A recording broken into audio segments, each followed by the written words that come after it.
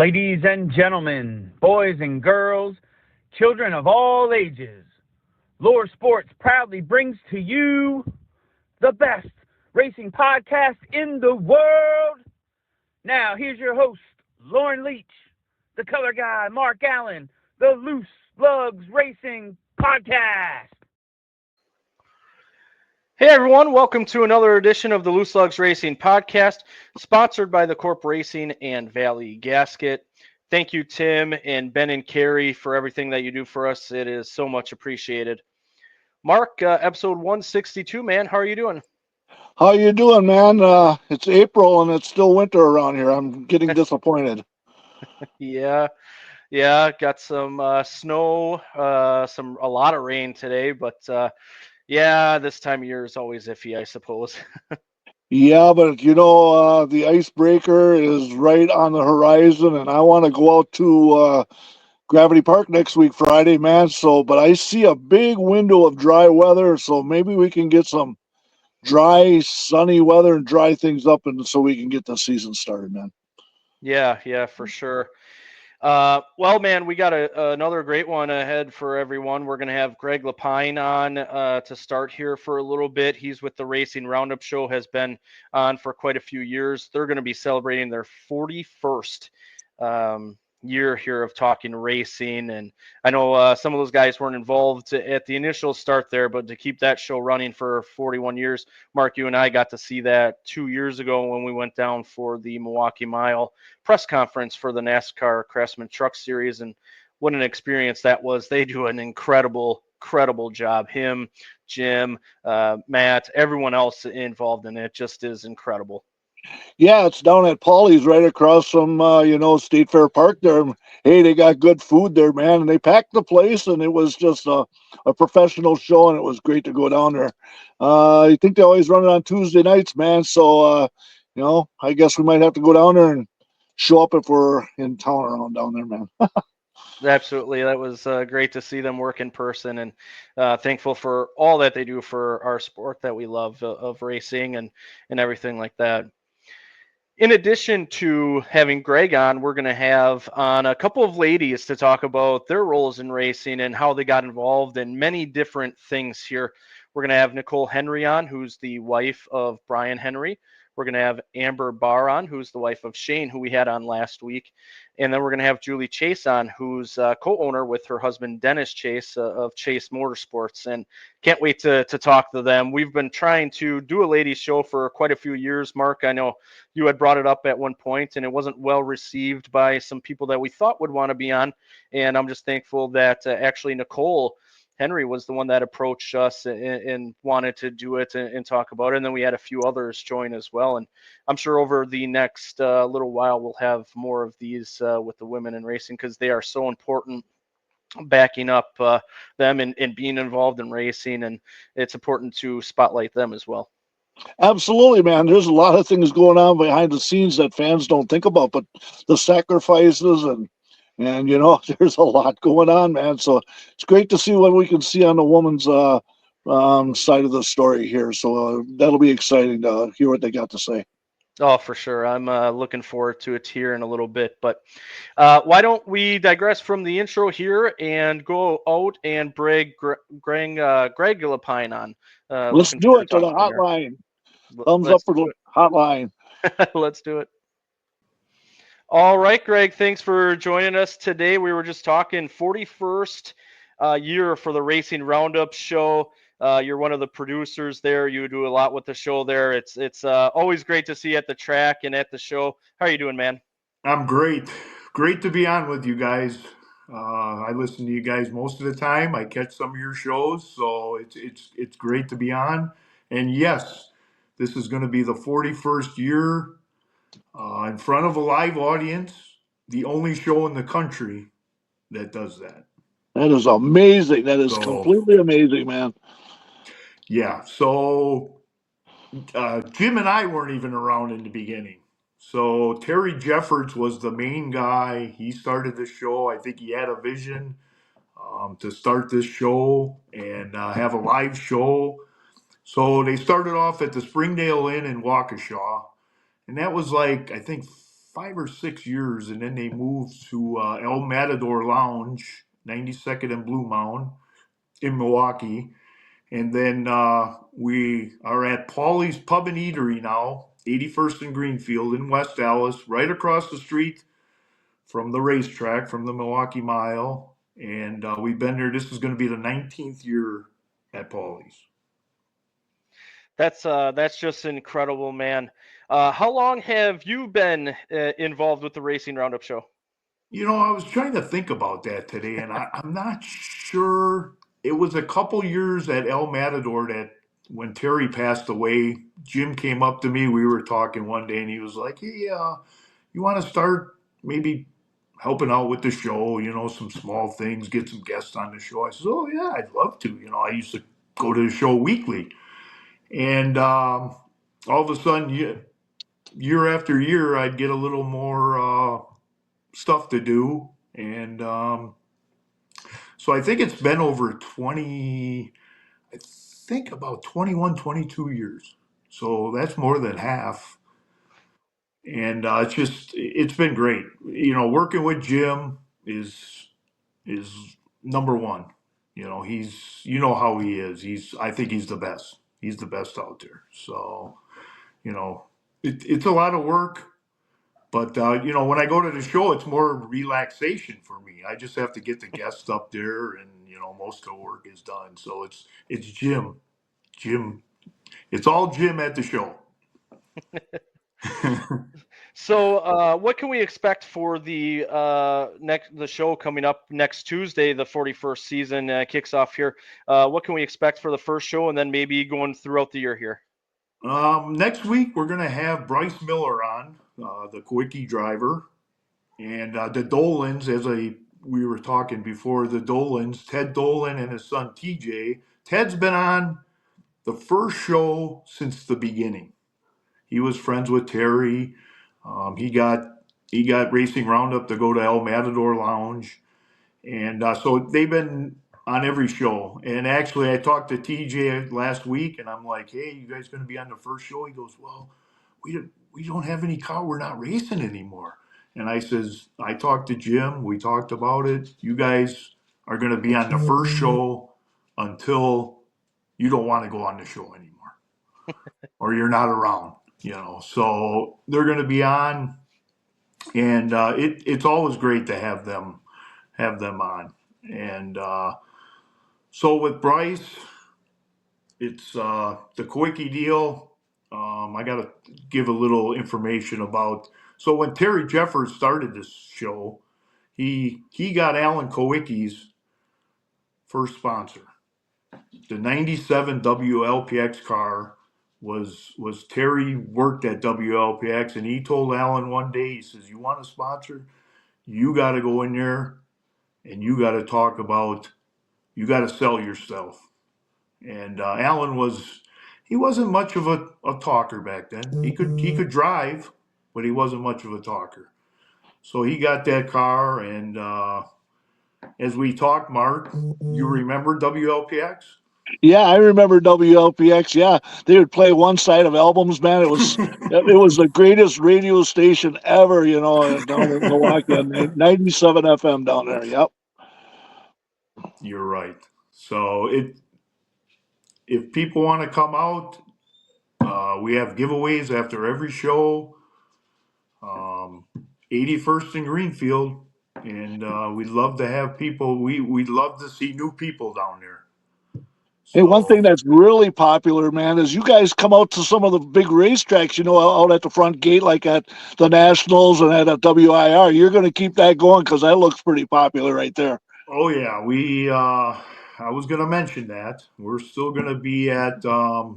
Our first one will be Wilmont, and then the Slinger Nationals the week after will be at the front gate there, and then we'll be out in your area. We're coming to Kaukauna again. So in August for the 250, really enjoy coming out to Kaukauna. Great fans out there. You know, every track we go to, it's fun. You know, it's there's nothing better than to have people come up, and you know, we get good guests, And you never know who's going to be on. There's always some NASCAR drivers there. The past couple of years, we've had Eric Jones, Eric Amarolo came on, Sammy Smith came on. That was a rough weekend. Yeah. So, but yeah, it's great to be at the front gate, and I know you guys. I always see Mark always joins us. I see him in the crowd, so I see you in the pits, man. We never get away from each other. You go one direction, go one way, and we always find each other. So I good minds must think alike there, buddy, huh? well, yeah, at least 10 to 15 times we run into each other. It's amazing. I think we should run a pool maybe and see what's going on. You're just like magnets, dude. So, yeah, So yeah, then in the upcoming weeks we're gonna have we always have Steve Sinclair on from the IRA. He does a lot for the show and that. And Greg McCarnes. Greg McCarnes will be on the 22nd promoting the Joe Shear Classic and everything he does throughout the year with Angel Park and Madison and the street drags. And he's got no time to rest. So, and I have to mention that on April 29th, we're going to have a special guest on video, and it's Mark Martin. So Mark's going to be coming up to the Joe Shear Classic this year, and we're going to have him on the show on the 29th. So that's pretty cool. that's cool. Yeah, I love when you guys are at the front gate there too. I have to sit there and listen myself, just listen to the guests and what you guys are doing and all the technology that you guys do to be able to do that. I just look at that and it's incredible what you guys are doing. But you had Mark Martin on in the past, actually, by We video. did. We did. He's not only going to be at the Joe Shear Classic, but he's going into the Circle of Fame at WIR Yes. as well. So he's got a Yes. big year coming up here. I saw that. He loves Wisconsin. He's going to be writing a book, and I think it's taken longer than he thought. I talked to him a couple years ago, and he was looking for somebody that had pictures from the late 70s and 80s. His Wisconsin's. He's got a big heart for Wisconsin. That basically driving for Jerry Gunderman in 84, 85, I think, got his career back on track. He lived in Franklin for a couple years, and he definitely got back on track. And Well, he was running that All American Miller High Life car, that number two, yeah, and that thing was a rocket. It was hard oh to beat him, man. yeah, he. I don't think he lost a lot of races for 2 years. Not with that car. And he was actually when we had him on, we had Rockford's last year, and Deary was down there, and we surprised him with a video call with Mark Martin, and he was shocked. And after the show, I think he had like tears in his eyes. He was like, "Boy, I was wondering why you had a towel on front of the TV in front of the stage." He was like, "I don't know why you had a towel on there." So when I pulled it off, there's Mark. We didn't want him to see that we were going to have Mark on. All of a sudden, he popped up on the screen. So it was cool he was telling stories about Rockford and that. And I think he actually said what shocks he ran in 1978. I mean, how can you remember what shocks you ran at a race in 1978? I can't even remember what I ate for dinner last night. Yeah. So yeah, that's going to be pretty cool to have him up there. And we're not a local show. Even though we're doing the show in Milwaukee and that people are reaching out for us. Like you said, we go to Kaukauna, we go to. I think actually Jim mentioned to me today somebody listens in the Philippines every week, and that's amazing. I think it's amazing. Yeah, it is amazing. It is amazing. Well, hey man, we'll have you on again, I'm sure. I just wanted to, when you asked to reach out and get on here to Yeah, promote the it's show. awesome. We can't wait to have you on again to talk about what you got coming up for the rest of the year and all that. And I'm glad you were able to hop on and talk a little bit about the story. We'll Yeah. have to get more into it at another time here. Oh, definitely. And like we talked, we're gonna have you guys on the show, so we'll get something going. I know you came a couple years ago when we had the press conference at the Milwaukee Mile, and then you came over to the show. It's great to see you guys there. You know, we appreciate all you guys what you do too. So, you know, it's just not one sided. Yeah. So No, and you and I talked yesterday, and making sure everyone succeeds in this because we're all helping build the sport and go yes. about it. And I'm glad our sights on that can align. And I consider you guys great friends, and Oh, you've yeah. helped along the way, help Definitely. us as well. Jim has as well. You guys are just incredible people, so we appreciate it, man. And I can't wait to see that first show next Tuesday and what you got in store the next few weeks before you have you back on. Yeah, and I like to say one more thing. I like to thank all our sponsors that make this show possible. Without them, we couldn't do it. And it's so great. We get Central Services is a sponsor that from day one. They've been there 41 years. This is going to be the 41st year they've been there every year. So it's just awesome to have people like that. And we are so glad and blessed to do this. And the staff is just great. And I wish I could. We'll talk about it the next time. You know, I didn't mention the staff, but they're just everybody's got their role, and they're all great.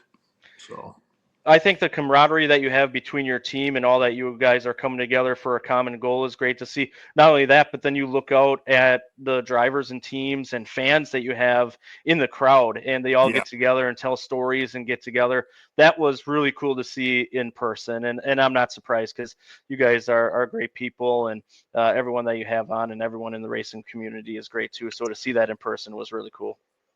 Well, thank you guys. Thanks for having me, and we'll see you throughout the year.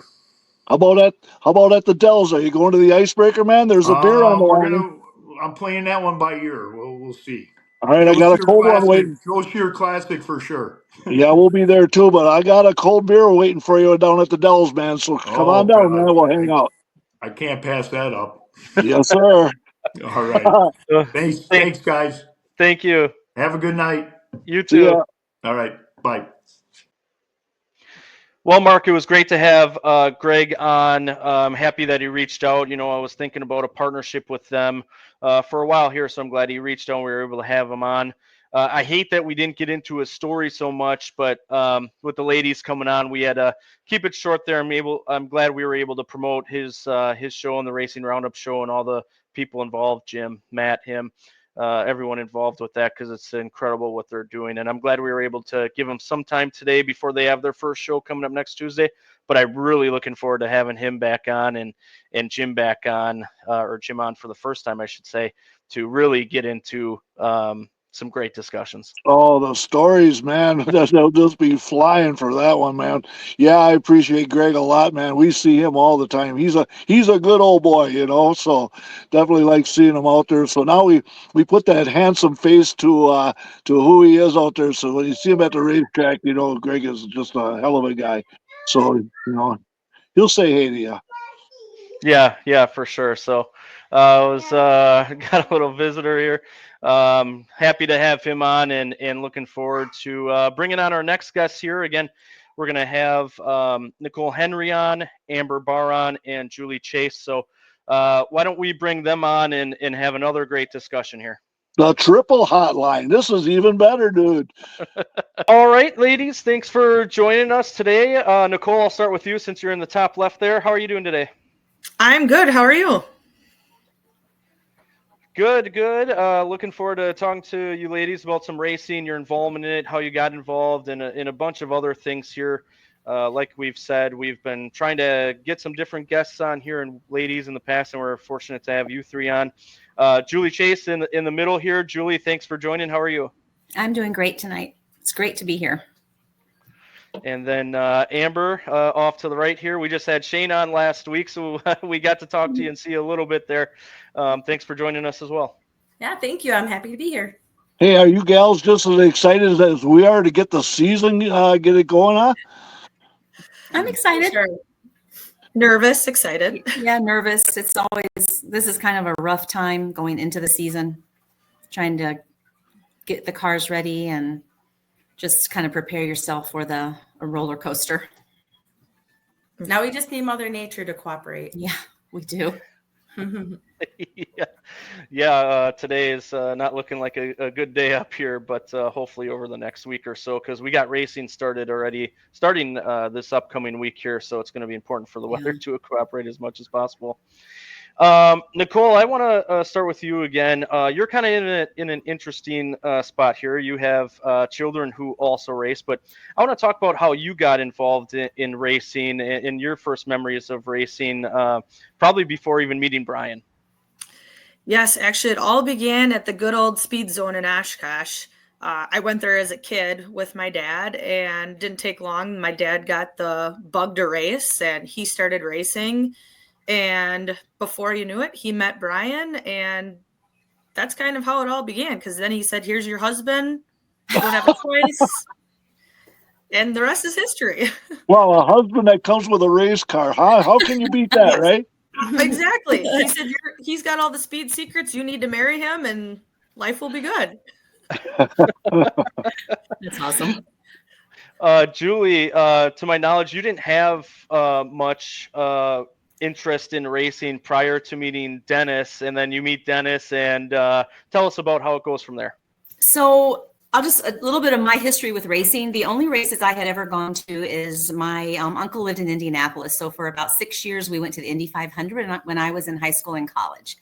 And honestly, to be honest, just like I did when I first started coming to the races here, I went for the people watching and the experience. I knew nothing about racing. And then I was given tickets to the Daytona 500. A lot of people know I grew up in Florida. I'm from Orlando. And my best friend and I went to the NASCAR race, and we lasted about 20 minutes. We had no idea what was going on. It was about 100 degrees. So we left. And Dennis just hates that story when I tell him that I left when I had free tickets to the Daytona 500. But literally, I had no idea what was going on. So I left. So when I moved here and we met, I knew he was very involved in racing. I knew nothing about stock car racing. And when we started dating, I would actually come to WIR at around 8 o'clock on Thursday night and sit in the stands and watch the super late feature. And then I would go home because I hated everything else that went along with it. And about 2 or 3 years into dating, he came over to my apartment one night and he said, "How would you feel if I bought into a race car?" And I always joke around that those were the most infamous words ever spoken in our relationship, because I said, "Well, it's your money. We're not married. Do whatever you want." And now 20 years later, here we are. Here we are. Amber, you've been around racing your whole life pretty much, but I'll let you tell your story as well. Yeah, so I grew up going out to the races at WIR Thursday nights with my family. My mom raced before I was born a couple times, and then my uncle was John Sturm. He raced super late models. He was I was his big, we were big fans of him. So he wasn't out there, killing it or anything like that, but we were still big fans. So I followed him. And then I also grew up next door. We lived in a duplex, and we lived connected to the Kemkes family.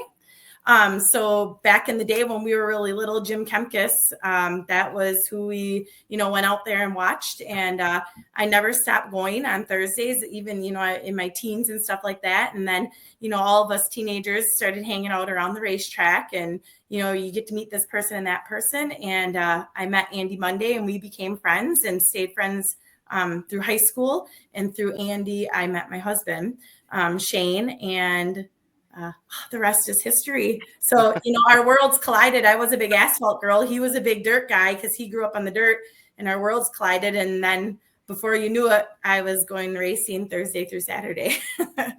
So every single weekend. So, yeah. Yeah. So, Go ahead, Lauren. Yeah, Amber, I want to continue on here. Shane, we just had him on last week. He got into kind of driving racing kind of later, just over the last year or two.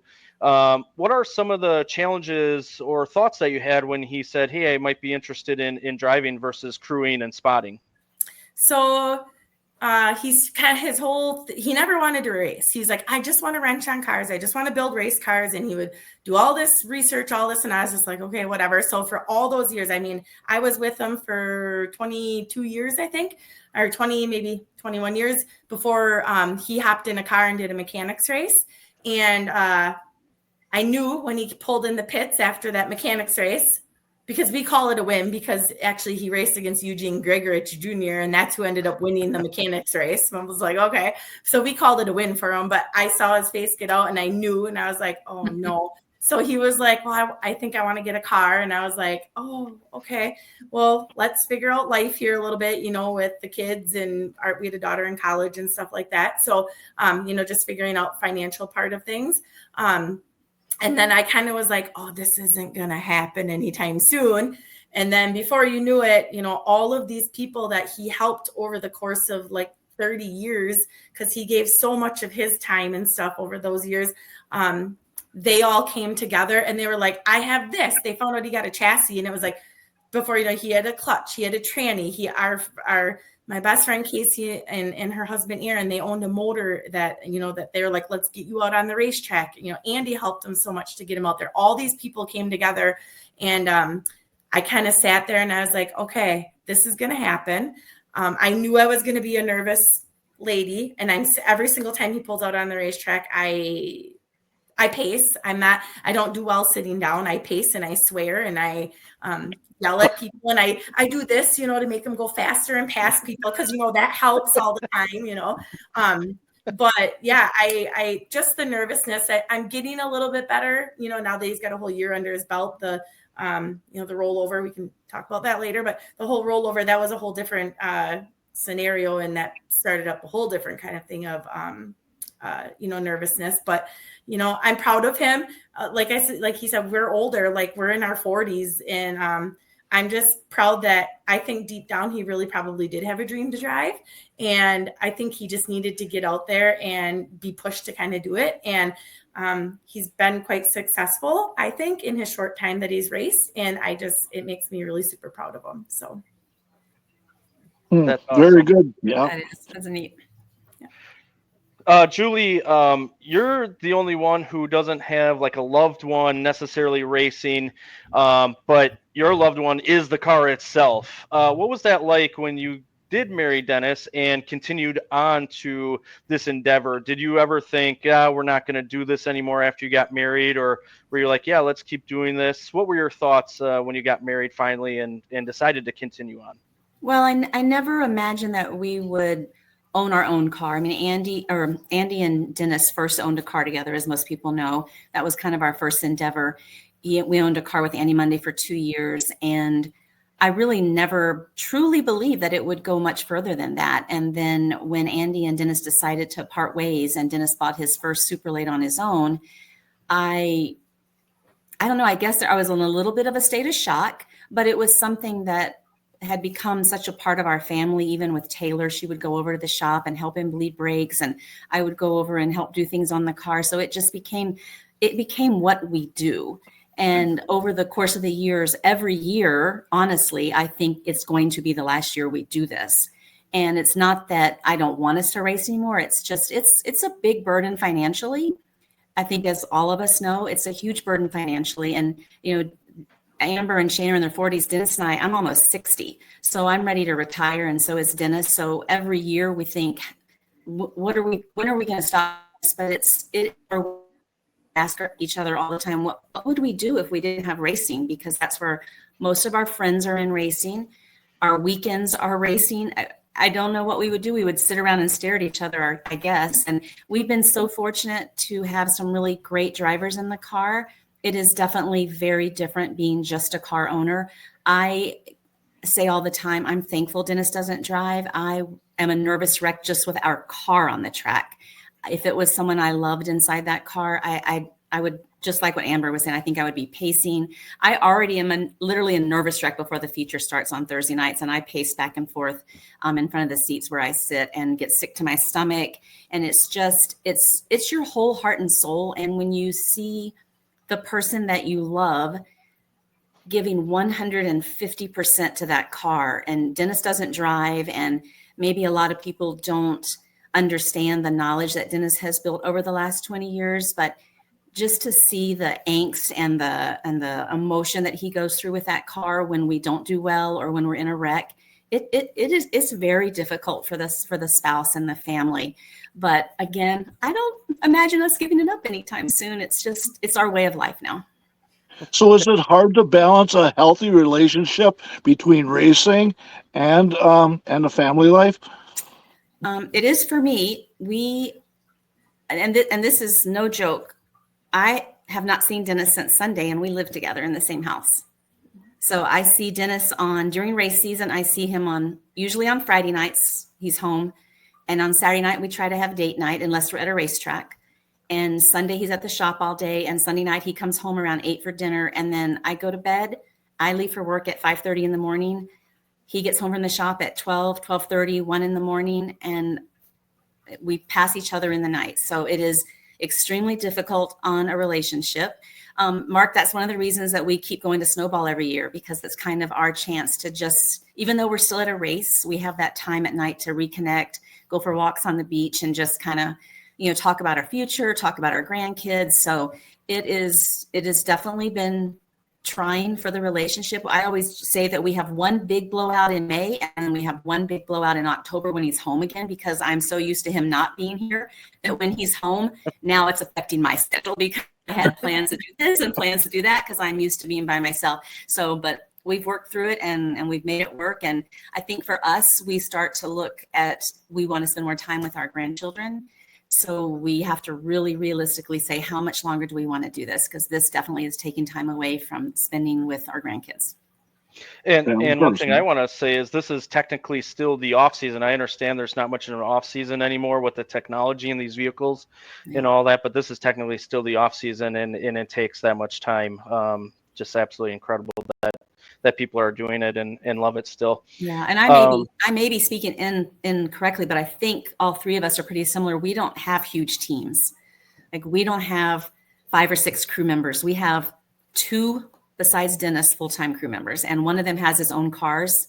So it's very difficult to find the time to work on the car, and that is why Dennis is there every night. Mm-hmm. But he's very picky about who touches the car, so that's just his personality. Nicole, I kind of introduced you saying you have children now that have began racing. We just heard some of the challenges that are involved in it. You have Brian out there racing on Thursday nights, have raced over the years. Was there ever a consideration to not have your children do it, or is it more of just a way of life and that's how it works out? Well, I knew we were in for racing with our children when I first found out I was pregnant, and we found out it was a boy. And right away, Brian's like naming off car parts to name our child. So it was Gage, it was Cam. And so I knew right away this child was going to race no matter what, which is actually why Camden's name starts with CAM, because it is Cam after a camshaft. So it was inevitable. And we had decided then too, whether it was a girl or boy, they were going to race. It was in his family. It was in my family. So there was no way around it. We decorated the nursery. It was all racing themed, and it's just instilled in them. The minute that they could even crawl, they were crawling in race cars, and we were already buying go-karts. And honestly, my boys are so busy. We do wrestling, we do baseball, we do football, we do racing. Racing is probably their number one love at this point. It's just, like the rest of us, it's our way of life right now. Wouldn't have it any other way. We've now grown into the racing community too, with people who are our age and have kids that are our kids' age, and they're now racing against each other. And it's just, I could not imagine doing it any different way. What are some of the challenges that you've faced over the year? I know you grew up in the sport and then met Brian, and it's just been a way of life for so long. But what are some of the challenges that you think about or come across all the weeks of the year here now? Time is probably our biggest challenge. Obviously, having a 8-year-old, 6-year-old, and 2-year-old, just trying to corral them all together. And now with Madden and Camden Racing, that's 2 more vehicles that we have to maintain. And like Julie said, we don't have a huge crew either. We've got our main 2 guys, and then it's whoever can help when they have time.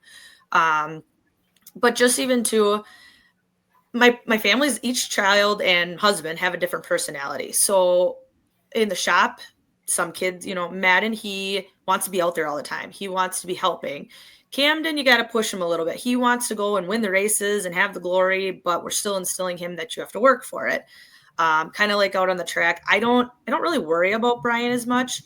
He's a very strategic, smart driver, and he knows the value of the car because he's the one who's putting all the time and effort into it. And so he might not win as many races, but that's because, it costs a lot of money to fix a car, and he would like to continue racing instead of try to crash for the win and then now you're done racing. And he's kind of instilled that in Camden too. So I don't worry about him as much. He's a very smart racer as well.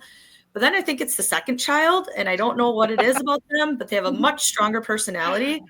And he scares me beyond belief. When he gets out on that track, I am biting my nails. I am squeezing Brian's arm. I am yelling to the point where Brian's like, you need to stop and probably go take a seat. Because he is one where he is sticking his nose in the smallest crack there is. And he has flipped already. He has been in crashes. So he probably is also my biggest stressor and concern when it comes to racing. But it doesn't scare him at all. He has no fear. He loves it no matter what happens at the end of the night. So trying to maybe wrangle him back a little bit is a struggle. And then there's Broden, who's 2, and he's already trying to drive go-karts. And actually last summer we came out, and he wasn't even 2 then at the time. All 3 of them were sitting in a go-kart racing around the yard. So I guess also the stress and fear of keeping my children alive in all these vehicles, since safety is not a worry to them. But would you classify Brian as a child, maybe a child at heart? No, absolutely. Well, it's gotten to the point now where we've accumulated, I think we have like 10 different go-karts, and they're all different styles, all different things. And when the crew guys come over, they'll go work for a while. And then now we have races in our backyards, and it's all these grown men against all these little kids. And you can't even tell who's who out there. They're all racing and rubbing and just having the time. But that's it too. Our crew members have become our family too. And they're over the summer, they're there almost on a nightly basis, and we're eating meals together. And so it's with all the stress and all the worry, it's worth it in the end. Yeah. That's a good segue where I actually was going to head is family. I think all of you would agree that racing becomes a family. A lot of members of the community become family. Amber, I love seeing Caleb be the crew chief on the car and around the pits, and he just eats it up too. Talk about Caleb being involved in racing too, maybe a little bit of his story, and then how all of the racing community becomes a family for you guys. Sure. So Caleb is our son. He is 24 years old.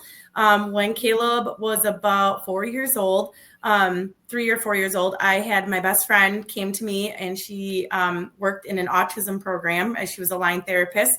And she says, I don't want to be the one that tells you this, but I'm going to tell you this. I noticed a lot of traits that Caleb has that mimic a lot of the autistic kids that I help and that I work with. And, me and Shane, we had Caleb when we were young. We were 19 and 20. So we were very young parents, and we had no clue what to watch for milestones. I didn't know, I knew he crawled late, he crawled at his first birthday party. He didn't walk until he was 21 months old, the day that we brought Aubrey home from the hospital, actually. So I didn't know what to look for. So thankfully, and I thank her. It was my best friend from high school. Her name was Erin. She came to me and said, and didn't want to hurt our feelings, but she's like, I just noticed this. So we contacted the doctor, did some neuro testing and stuff, and he was diagnosed with autism. It's PDD-NOS, which is pervasive developmental disorder, not otherwise specified, which basically there's a line, autism spectrum line. There's full-blown autism on one side, and then there's Asperger's on the other end. And then there's all these kids that fall on the line, but they don't know where to put them. And so that's where Caleb is. We were told that he would probably be able to live independently someday. Now being an adult, me and Shane, we talk about it often. It probably won't happen. So he lives with us, and from the moment, he was so little, he had Matchbox cars forever. I'm trying to think, when Andy gave him like 3 boxes of his old Matchbox cars. Andy Monday is his godfather. And so he's kind of taken him under his wing. And so, he's gone to the race shop. We had him sitting in the sport truck when he was like, I think a month old or something like that. I have a picture of him in there. And so, those guys kind of all took him under their wing and gave him these race cars. And that's where he learned his numbers, was off race cars, like old school Matchbox, like Daytona 500 cars and stuff like that. And then as he got older, I would take him to the races with me. And obviously, like, he couldn't really go in the pit area just because I didn't trust him. He, when he was younger, he would elope and kind of run off. And I was like, oh, who knows what he would go do. So as he got older and older, then he started to, a little by little, going in the pits. And then, I never really took him down to Kaukauna because I only went in the pits until, I don't know, the maybe like 2012, 2013. Then I figured out drinking beer up in the stands is way more fun with my friends. So I was like, I'm not going in the pits anymore. They don't do they really need me? No, they don't. So I started drinking beer instead. So then I started bringing Caleb up there, and he knows everything about everybody. Like, and even now, so all of these years, he knows all these drivers. And as a kid, he never talked to, he didn't play with other kids. He kind of was a loner, or if he did play with kids, they were kids that were way younger than him. And we just kind of think that's because he figured out he could probably boss those kids around a little bit instead of him being the one bossed around. Yeah, we started bringing him down when Corey Kempkes started racing dirt. And he started asking Shane, like, Dad, can you teach me how to do things and stuff? And so he taught him how to take the tires on and off. And he's a mud scraper. He's got his own mud scraper. So he does a lot of that. And, he's to the point where he knows everybody at the racetrack. Like, I'm not kidding you when I tell you he knows everybody. Like, he walks around the pits. I get down there and I have no clue where he is.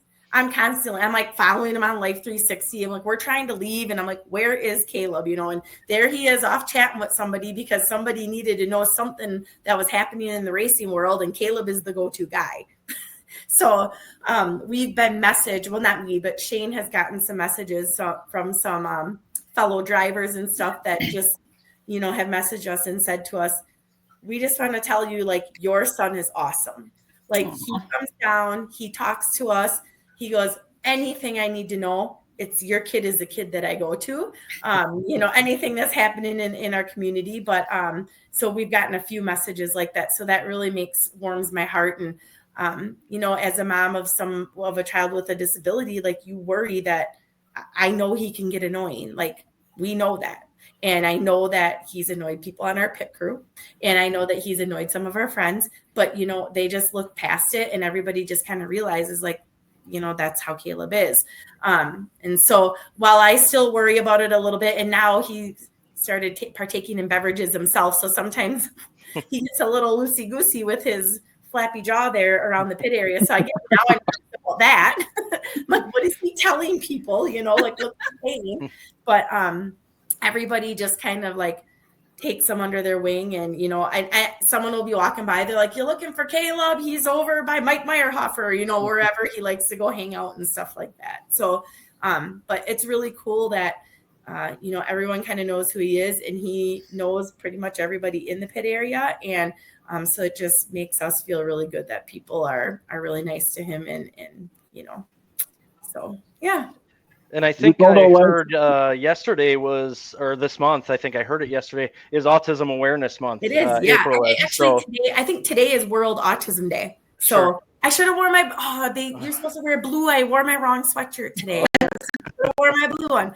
Yeah, today is World Autism Day. So he did therapy, intensive autism therapy, from the time that he was like 5 until he was 17.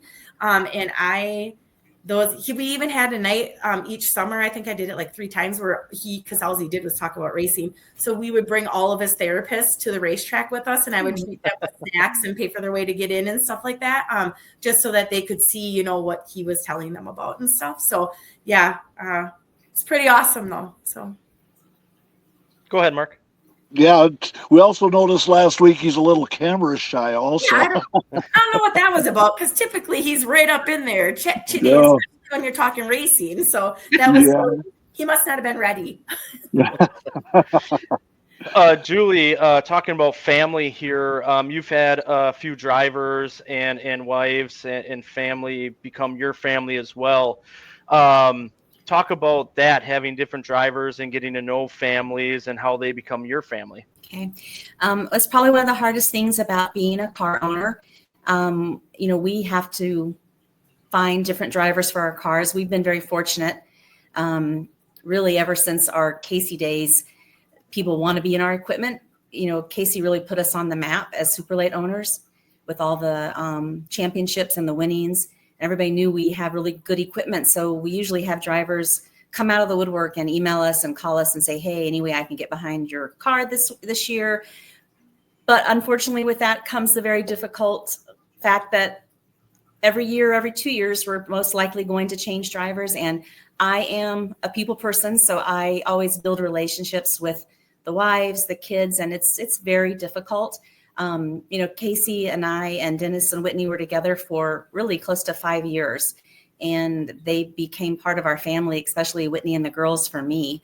There was a break, and fortunately it didn't last very long, and Dennis and Casey have remained very, very good friends, and Whitney and I have remained good friends, and their little girls are very special to me. And every couple of years, as we go through drivers and I get to know their family and their parents, their fans, sometimes we're looked at as the enemy when we don't have them in our car anymore. And it's hard. It's emotional for me. I usually really struggle at the end of the season when we start making decisions about who's going to be in the car, because I have built those relationships. And, we not only lose the driver sometime as a friend, we lose the family, we lose the fans. And it is something that I think a lot of people don't experience because of what we do have to go through when we pick drivers. But usually most of the people that we've had in the car, we have remained very good friends with. We have a few, obviously it was just a bad break and we haven't been able to maintain that relationship, but everyone moves on. And it's definitely tough. And when we start talking about who we want to be in the car each year, that's one of the things that I really look at is, are we going to get along with the family? Are the fans going to welcome us into that driver's world? And it's definitely a struggle, but it's worth it. And all the ones that have stayed in our lives are definitely like family to us. And, like we got very close with Riley. I got very close with Riley's mom last year. I'm looking forward to spending time with her again at the races. Casey will be back in the car, so I'll be able to spend some time with Whitney again this year. So it's fun, it's good, but it definitely can be very emotionally draining, especially for someone like me, because I'm just that type of person that I really get in there and get to know people, and it's tough sometimes. Dennis reminds that's what I was going to say, that you have a strong bond of what's going on in 2025 with who you all have. Yeah, I got to meet Jacob on Sunday.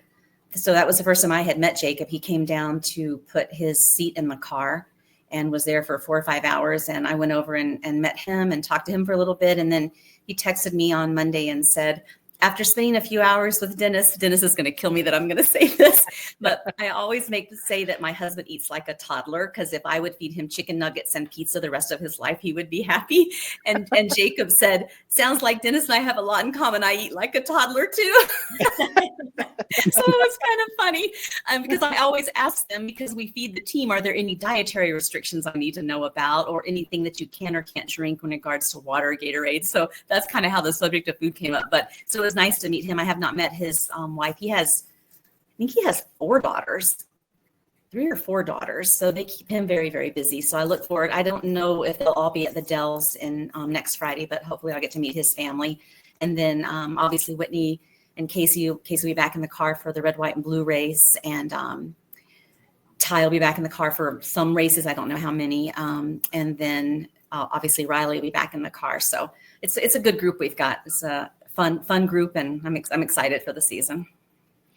Before I move to Nicole about family here, Julie, I want to ask you this, and maybe you don't feel like answering it, and that's fine.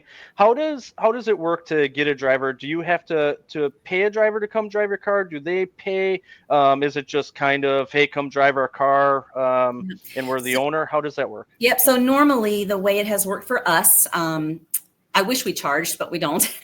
We have had drivers reach out to us, and Dennis and I usually sit down and go over the list of people who are interested in being in the car. And then they just show up and drive. They don't do anything. They don't get the money. They don't get the trophies. We take the money and the trophies. Sometimes we'll give them the trophies depending on what race it is. But we have some who have brought some sponsor money, but it hasn't been a requirement for us. It should be, in my opinion, but we haven't made it that way. So yeah, it's basically just the privilege of driving a really great piece of equipment, but also the fact that you can just show up and get in a car and drive. You don't have to work on it. You don't have to do anything to it. And luckily, I think they all trust Dennis. He does the setup. He takes care of the cars, obviously with input of what they want in the car. Ty obviously had very specific things that he wanted in the car, and so does Casey. But yeah, that's pretty much all that happens. They just show up and drive. Riley came up and worked on the car quite a bit. But as I've said, Dennis is very particular about who works on the cars. So, Nicole, I walked by your pit stall, and you have the camper that you haul the car with there, and you have some families join you and kids join you in there to watch the races in there. I think that's a really neat aspect. And really cool that you have built a small family and have people come and do that. In fact, you've even invited my wife to come and do that with our kids and all. Talk about that and who joins you in the camper while the races are going on. Well, like pretty much since the beginning, when we knew our kids were going to race and Brian still raced, we wanted them there for every moment, not only enjoying it, but if they wanted to race, to start learning from that young age. I mean, before the boys could walk, they too had all their NASCARs and their Matchbox cars, and they're lining them up. So instead of taking, a regular truck to the track, we said, well, if we want our kids there, we need to have something that's feasible for them. So we literally went and bought an RV just so we could bring our boys to every race event that we went to. And which is why we park where we do too, because we're in that perfect spot where you can see the quarter mile and the half mile. And we're kind of in that passing zone so they can see all the cars go through them. And the best thing that they love about it, though, is it has a very wide front. And so they can sit in that big window and they can watch, but then they can also imitate what's going on in the track with their Matchbox cars. And so they're racing along as they're racing out there. And just like the names that they're calling out or the incidents that are calling out. And now they've gotten to the point where they understand racing. So it's, yelling at that one driver because they didn't agree with what he did to the other driver. And so we've accumulated now families that were already into racing, but not only that, we've brought families who didn't know anything about racing, but it was kind of one of those, it's a very unique sport, especially within the Amro area by us, that people don't know a whole lot about. So as soon as they see a race car, they're like, oh, you got to tell us more. So now we've got family friends. We've got friends who Brian and I have been friends with since we were little. But our newest members that we've been bringing is like our boys are big into wrestling. So we've gotten the wrestling coach and his family into it. We've got the baseball kids coming. So really anybody in anything that we do these days, whether it's school or sports or family, they are either in that camper with us watching or they're in the stands cheering. Me being a teacher in the school district too, we try to get racing implemented too and bring the car and have the kids sit. And so we even have teachers from Amro coming to not only Brian's races, but they will travel up to the Cecil area or the Clintonville area to watch the boys race. And, kids seeing their teachers at their events is like seeing a celebrity. We've actually even hauled some teachers in our RV to the races.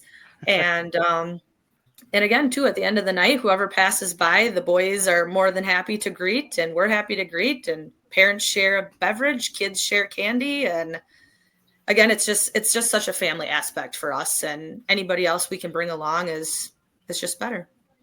That's awesome. Go ahead, Mark. Yeah, I was going to ask here between any of you guys, you gals. Hey, does your husband do they respect the family car, or do they drive it like a race car, or do you guys drive the car like a race car out on the streets? This ought to No, be good. I think Dennis is a very good driver. I always have felt very, very safe with him, but he definitely is one of those people that gets in the left lane, and then if anybody is going too slow, he has a complete meltdown, and then it lasts for about 10 minutes. Even when the person has gotten over, he still is going on and on about that person that wouldn't get over into the right lane, and he hates my driving because he doesn't like the way I go back and forth between the right and the left lane, so he hates my driving. Okay. So hence I will never be behind the wheel of our race car. Nicole, you can go. I actually always kind of give Brian a hard time that you're a race car driver, but you're kind of slow on the road. But he has a very good reasoning because he does the whole volunteer fire department. So he knows all the aspects of accidents and just he's very cautious on how other people drive. So he has always instilled if you have people stopping on each side of you, but you have that lane, you keep going, you always need to slow down because you never know who's not going to stop. I unfortunately, though, have gotten the driving habit from my father and his racing, and I am also known as a pedal masher like he is. So if we're late, I'm going to get us there on time. If Brian drives, we're probably going to be really late. Yeah, Shane scares me in the car. Like I hit the imaginary brake more times than I care to admit. He is a tailgater. He likes to tailgate people because they are not moving out of his way. Oh, God. When it's bad weather, like if it's slippery out, his excuse is well, I'm a race car driver. Yeah. I drive a dirt car. I'm like, okay, well, this ain't the dirt car, But when I get in the car, like we've rented cars in Florida. Like we used to go to Florida all the time because my daughter did cheer and she had a competition down there. But it was always in my name. So like I was a stickler, like I have to drive, mainly because I didn't want Shane to drive in Florida because it's crazy down there. So whatever, I would drive or whatever. And then constantly he's like, oh, watch out for this person. And he's like, honestly, I'm like, oh, okay. He's like, oh, this is just a little taste of your own medicine here from the back at home. But my driving must not be too bad because he's let me drive his race car 2 times. So I was like, well, I must not be too shabby of a driver. I feel like we're going to have them all on now to defend themselves. So Yeah. I'm glad my wife's not on here. Yeah, Shane's in the living room. He's like, you don't go fast enough. That's why you let me drive it. Yeah, I would agree, actually. No, I better not go there. I better not. What does 2025 look like? Amber, I'll start with you. What does your 2025 race schedule, or what are you looking forward to most as far as racing or family events go? Yeah, well, my ambitious husband has 52 races on his schedule. We have the opportunity to race we live in Greenville. So, really Northeast Wisconsin is really, really lucky that we are so blessed to have so many racetracks in our area. And so we pretty much race Fridays at Seymour at Outagamie Speedway. And then we race 141 Speedway on Saturdays. That's Shane's favorite track. So, if there's going to be a race during the weekend that we need to miss, it's more than likely probably would be Seymour over 141. So he's got a very ambitious schedule. When he said that to me, I was like, let's be for real, guy. Like, I don't know about that, but somehow he always weasels his way into going. But I don't mind it. I like it. I am having a lot of fun being the racer's wife. And, I like to do the whole apparel aspect, and I've been cricketing some things and making some stuff. And I'm in talks right now to do shirts again this year and stuff. So I like that side of things and doing that. We are going to do, I think we have 3 parades on our schedule this year. We do the Cheese Fest parade in Little Chute. We go up to Bondwell they have a huge 4th of July parade. When I tell you huge, I am not kidding you. I was not prepared last year. Like, I knew it was a big parade, but they have to have at least 5,000 people at their parade, if not more. They were like 5-6 deep on the sidewalks. I'm like, yep, I wasn't prepared for that. So, but that was always a dream of Shane's, was to go there, because when he was a little kid, that was where he got to see all the race cars, and the new people would get their bodies redone, and that's where they would show them off. So we do that. That's why we go up there and do that parade. And then we do the summer send-off parade. Greenville has a big party, the Greenville Summer Send-Off. We never get to go to the send-off because it's always our last week of racing at 141. So we get the car ready, we pile in everyone, and we go, and it's like a mile long or something like that, down 76 in Greenville. So I look forward to doing those kind of things. And then I'm trying to think what else we have going on. For this Friday, we're going to be up at the Green Bay Gamblers game. So having the car on display there, hopefully it warms up a little bit. I have got to get all my batteries out for all my heated apparel that I have, just in case I'm standing out there. But yeah, and then we'll hit up some fall specials. Caleb is like dead set on trying to go down to Iowa, and he's like, well, I'm the crew chief. So we'll see what kind of funding we have left over at the end of the year. And, if we can make it down there, then we will. Otherwise, we'll just hit up the fall racing specials around here. So awesome. Julie, how about you? So obviously we'll race full time at Kakana. We're going to race the First Alive for 5 race and the Joe Shear Classic. And we have Fest on the schedule. Last year we raced Midwest Tour full time and WIR full time, and it's a lot. It's a lot of time, a lot of money, a lot of traveling, a lot of hotel rooms. So I don't know if we'll race the full Midwest Tour. We're just going to kind of see how the performance of the car. We did buy a new car. We sold our travel car and bought another Toby, and that is the car that's going to be traveling. So right now that is our schedule. We're trying to keep it a little bit lighter than we did last year, but if the cars are doing really well, then I have no doubt that we'll add some races to the schedule. Pete Van Zeelen is doing our apparel giveaway this year. So I'll be giving away Chase Motorsports apparel at every race on Thursday night. And my first giveaway is going to be in the Dells. There's a little boy that I met last year in the Dells. He's a huge Ty Majeski fan. And someone asked me to go talk to him. So I introduced myself and I brought him a Ty Majeski shirt, and he has outgrown it. So he used the shirt to make a pillowcase, and he's sleeping with it now. So I have a new hoodie for him. Unfortunately, we decided not to do driver apparel this year. We just did with our logo, just because with 4 drivers, I don't want people to feel obligated to buy T-shirts for every driver with the economy and everything this year. So I have a hoodie for him, and I'm trying to get Ty, Riley, and Casey and Jacob to sign it for him. And I'm going to give him that on Saturday in the Dell. So I'm excited to give him that because he is the sweetest little boy and he just loves racing so much. So that'll be my first giveaway, compliments of Pete Van Zeelen. So that is kind of our plan right now. And then obviously Dennis and I are going to go to Snowball again. I bought my tickets yesterday. And then he doesn't know it yet, but I think we might be going to the NASCAR race in Vegas in November or in October. So we'll see. Wow. That's awesome. Nicole, how about you? Well, my husband too always has a huge gamut of I hope and I wish to do. But now recently in the last 2 years, the boys also play baseball. So now it's trying to juggle baseball, racing, and then go-karting.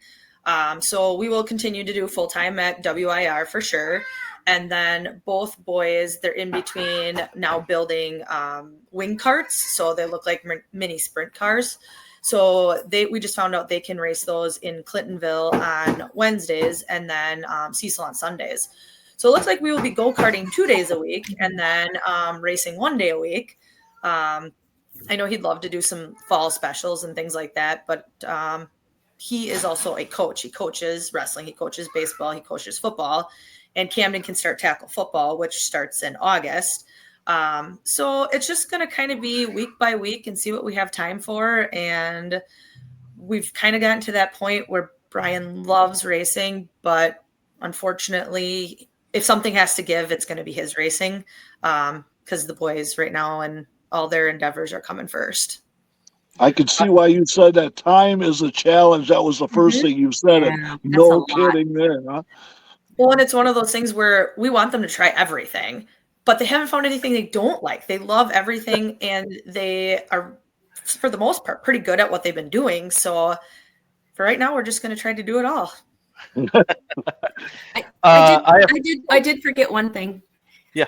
People are going to be shocked to hear this, but we are wrapping one car this year, so it's not going to look the same. And it's getting wrapped Friday. So Amber inspired me because they did a reveal on FaceTime. I think, did you do Facebook Live for that? Yeah. I think that's what we're going to do once we get the car back. So it'll be different. Dennis does not like to change the way the car looks because his thing is, I'm not concerned with what the car looks like. I'm concerned with how fast it goes and how good it runs.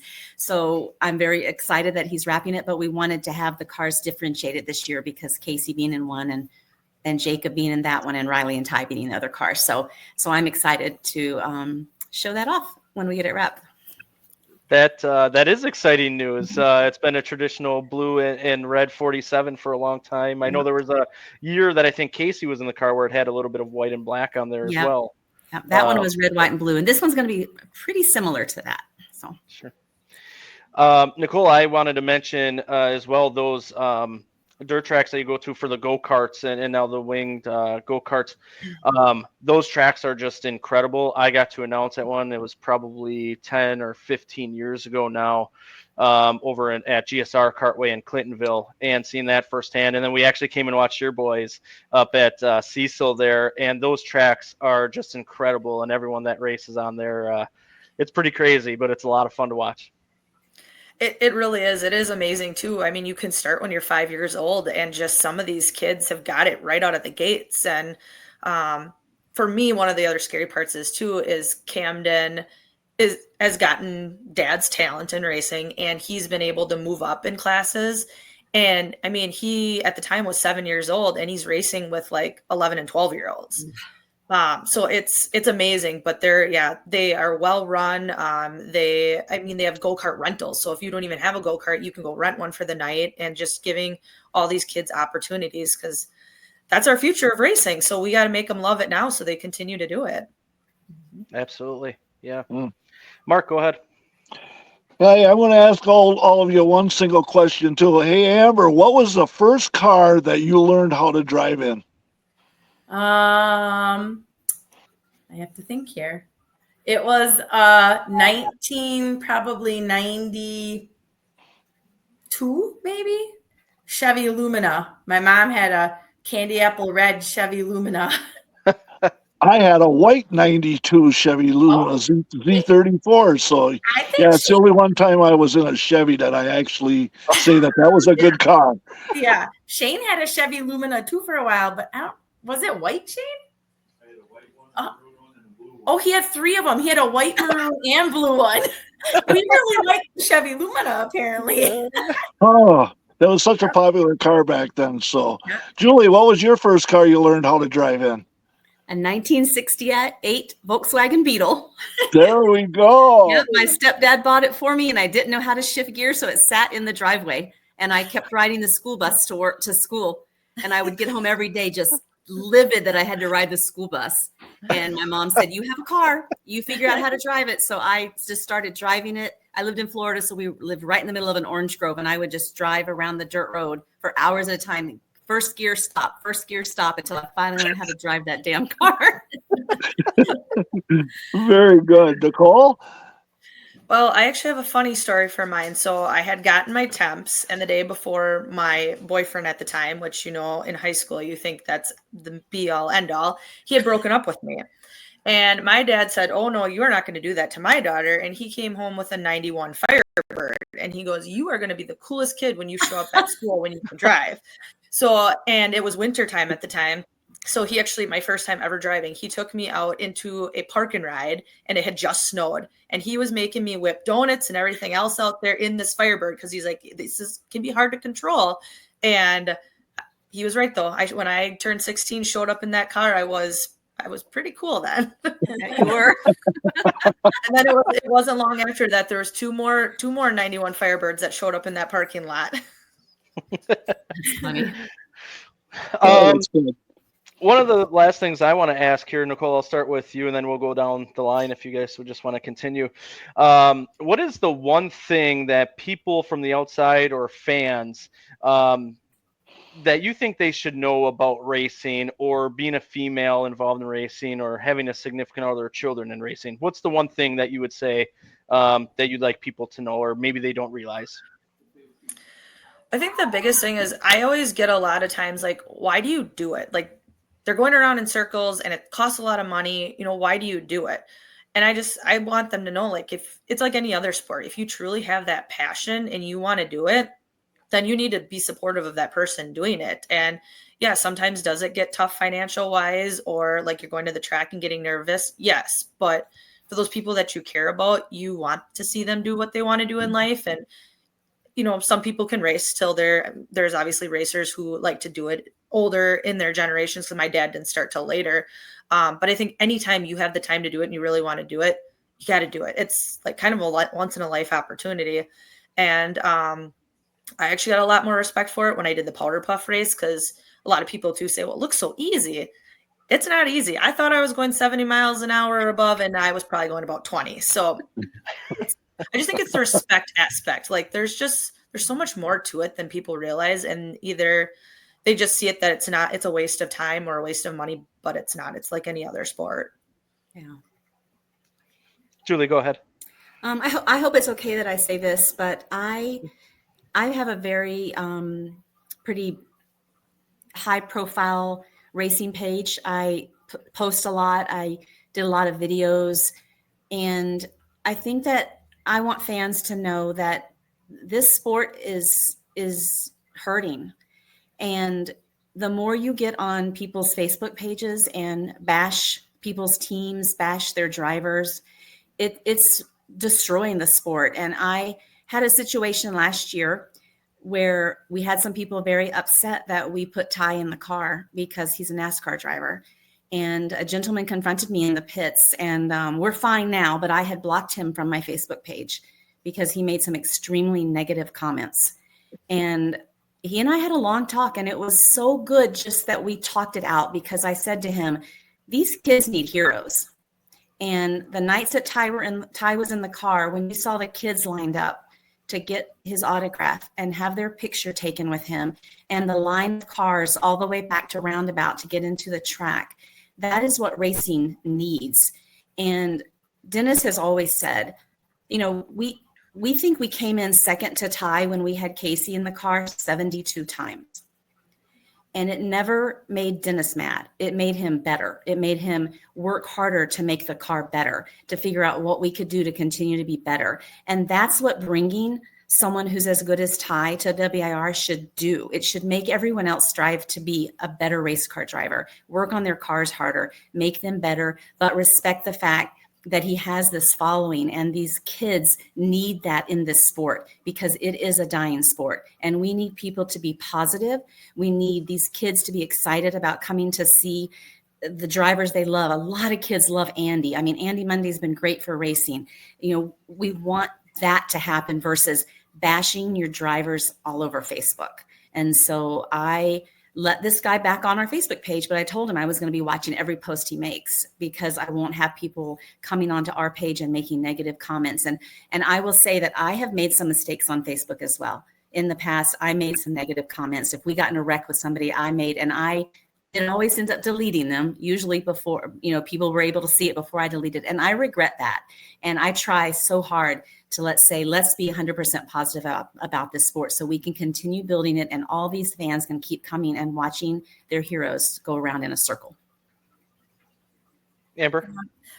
Just kind of, and I agree, Julie, we're all human. So like, obviously, those emotions get you. And when you have so much blood, sweat, tears, money, all of that invested, like, I totally get it. My thing is, I guess I'll have a positive and a negative. My negative thing that is sometimes you're sitting around in the grandstands and you never know who you're sitting next to. So you don't know if you're sitting next to a driver's wife, next to their kid, next to their mom, their dad, whoever it may be, somebody that is just really cares about that person. And you sit there and you hear somebody talking crap about your loved one. Like, that hurts the heart, because you know how much your loved one has put into their racing program and how much time and stuff that they've spent. So, just be careful what you say. And I had an incident last year, the night that Shane rolled his car over. I was walking back to go meet him in the pits, and the gentleman that he got in the wreck with, his pit crew was backing him into his stall, and they were just complaining about Shane. And They weren't being real nice. And I never thought that I would be this way, but I turned around, snapped, and lost it on those people. I did not ever want to be that kind of a race wife. But when you hear somebody talking so bad about somebody that you love and care so much that just got rolled over and barrel rolled numerous times, like, just be mindful of that. And then, my other positive thing is, racing is fun. Like my coworker, she'd never been to a race in her life. She started coming with me.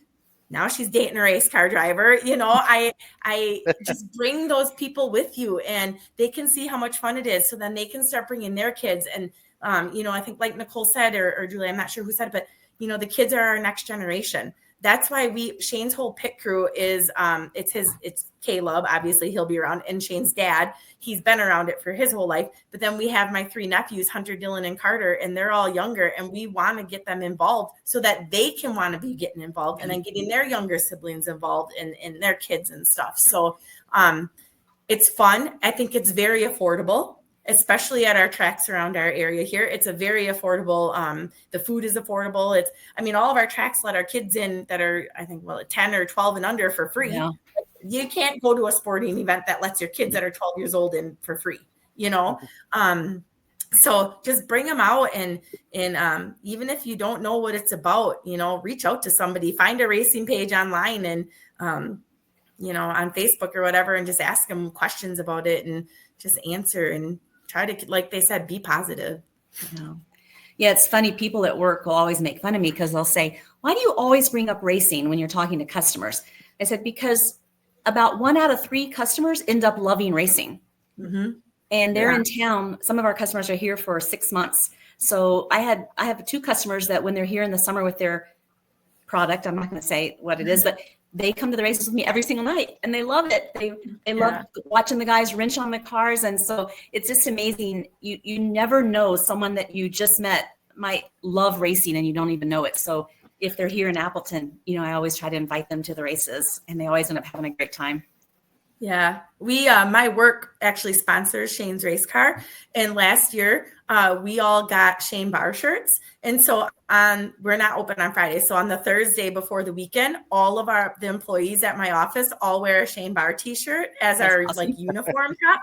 And I can't even get to tell you how many I work in a dental office. So our patients ask the girls all the time, okay, tell me about your shirt.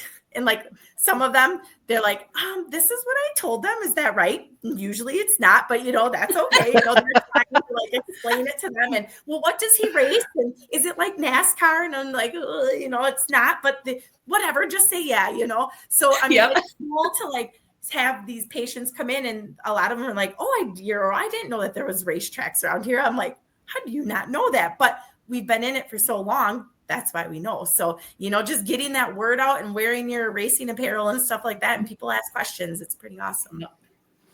Julie, I have to share a story with you though about having Ty in the car. Because obviously the boys watch NASCAR. So they know every single NASCAR driver. And the first night you had him there, that was the first thing that they had to do once racing was over was go meet him. And him and the boys got to talking about go-karting because he obviously started his career in Clintonville too. And Matt and my 6-year-old, he was like, will you come and watch me? Will you come back? Well, little did Madden know he was going to come anyways because he sponsors a night in Clintonville. And he shows up and Madden darts over there as fast as he could. He goes, Ty, you remember me. You came to watch me. And he took him over to the side of the track and Madden ended up having a clean sweep that night. And he went over and shared his trophy with Ty and they got pictures together. But awesome. That is probably his favorite racing memory to this date. That's priceless. That is. He'll remember that the rest of his life. Oh yeah, especially too when he goes to friends at school and says, "Yeah, yep, Ty just came to watch me race." Yep. It's so true. Cool. It's so true about racers like that, though. Caleb goes out to Cedar Lake every year, the first week of August with his grandma and grandpa. We are not allowed to come because that is his vacation. But I think that's his grandma and grandpa let him do whatever. But, he goes, the pits are open. You don't have to pay to go in the pits until 11 a.m. or something. So he goes and rides his bike down in the pit area. And there's all those World of Outlaw, dirt late model guys. And he walks right into their trailers. Like he walks right into their trailers. Like he just has no filter. He doesn't know, and they just sit there and chit chat with them. He's like, oh yeah, I was talking to Tyler Herb. I was like, you're what? So it was no big thing for him. And that is like probably one of my favorite things about race car drivers is like, they will sit there and chit chat it up with those kids. And that's awesome. It is. It's great. Mm-hmm. Well, I think that's a perfect way to end this here. I'd love to have you all on again. I think it honestly could become a series, actually. I agree. Wait. Before we wrap up, can I talk about my foreign exchange student thing quick? Oh, yes. Sure. Go ahead. Yeah. Okay. So we've hosted 2 foreign exchange students in 2017 and 2018. Awesome experience for our family. Our kids were in high school, so they went to the same school as them. But I was contacted by the rep that would come and like set up our family and stuff with the foreign exchange student. And she contacted me this week because she has a 16-year-old boy from Spain that loves Formula One racing and going to racetracks. And so she was like, is there any way that you guys would be able to host him next school year? And unfortunately, I can't because my daughter moved back home from college and her fiance is moving in and they're going to live with us for a year so that they can buy a house next year. So we don't have room. But I did tell her that I would mention something. If there is anybody out there that would be willing to take in, you just have to cover their room and board. They bring their own money. They bring their own health insurance. If you travel, their parents pay for them to travel with you. They bring everything on their own. You don't have to have a high school kid. You don't have to have kids. You can be single. You can be just a husband and wife or whatever, or just, a single person, anything like that. But if anybody would potentially be interested in getting more information about that, you can reach out to me or you can reach out to Lauren and he can get you or get their info from me and I can get it to you. It's a really, really rewarding experience for your family. We really enjoyed our time with our students. So if there's anyone, especially in the racing community, that would just be willing to, have this boy come stay with you for the school year, it would be really cool. So, okay, I'm done now. No, that's amazing too. Mm-hmm. And someone that likes racing would enjoy probably being around that and everything and just help it out and have them come over here. So that is pretty cool. I'm glad you remember. I would have totally forgot about that and I apologize. I'm glad you brought it up, but great way to end there. I think it was great hearing the stories at the end there throughout the podcast here.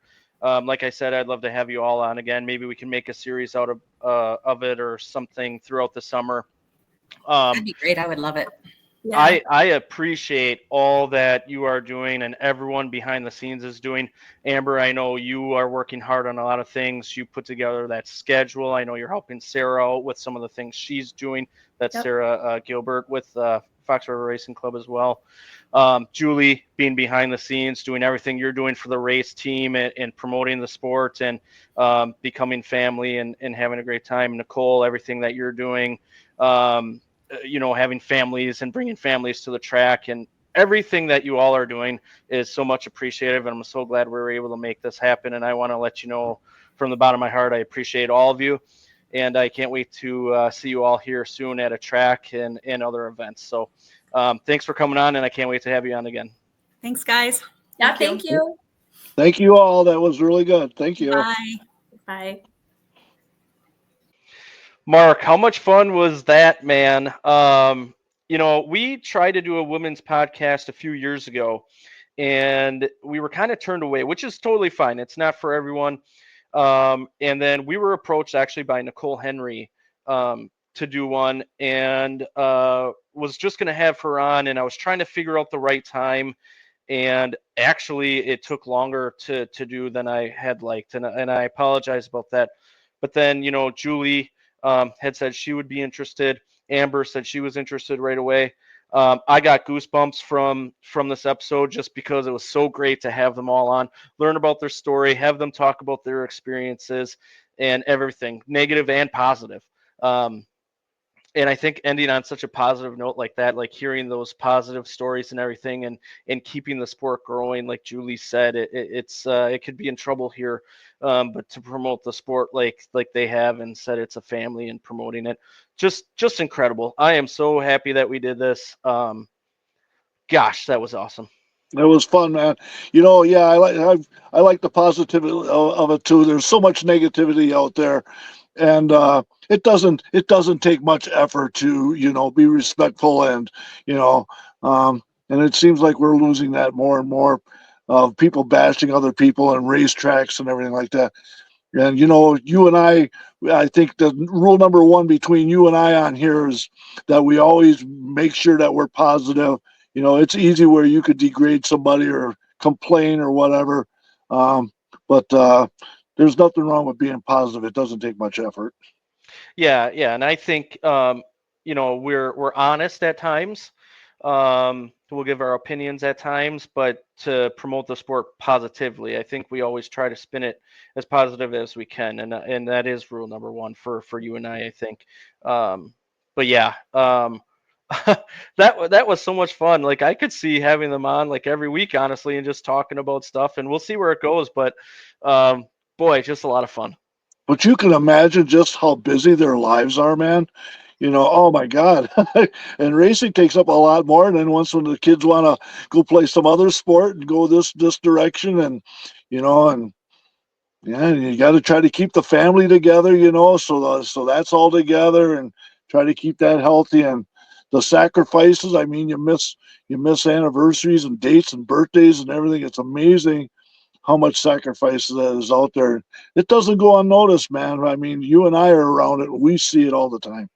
Yeah, yeah, absolutely. Yeah, and I'm going through it as well with the family and having young children and trying to stay it, and they're only young for so long. So how do you balance that? And that's something I'm going to be finding out really hard this year to see how you balance it and in the years to come, until they get adult age and all that. And they do a great job with it, and family comes first. You heard it there, but racing's family too, right? So I don't know. That was I can't stop smiling. That was so much fun. Once when you're busy, that keeps you young. You know what I mean? And and everything works out that way. You ain't got time, so it keeps you going, keeps you busy, and that's definitely a healthy way to go. So all good, man. Great interview with them three ladies, man. Loved it tonight. It was fun. Oh, unbelievable. Yep. We appreciate them so much for joining.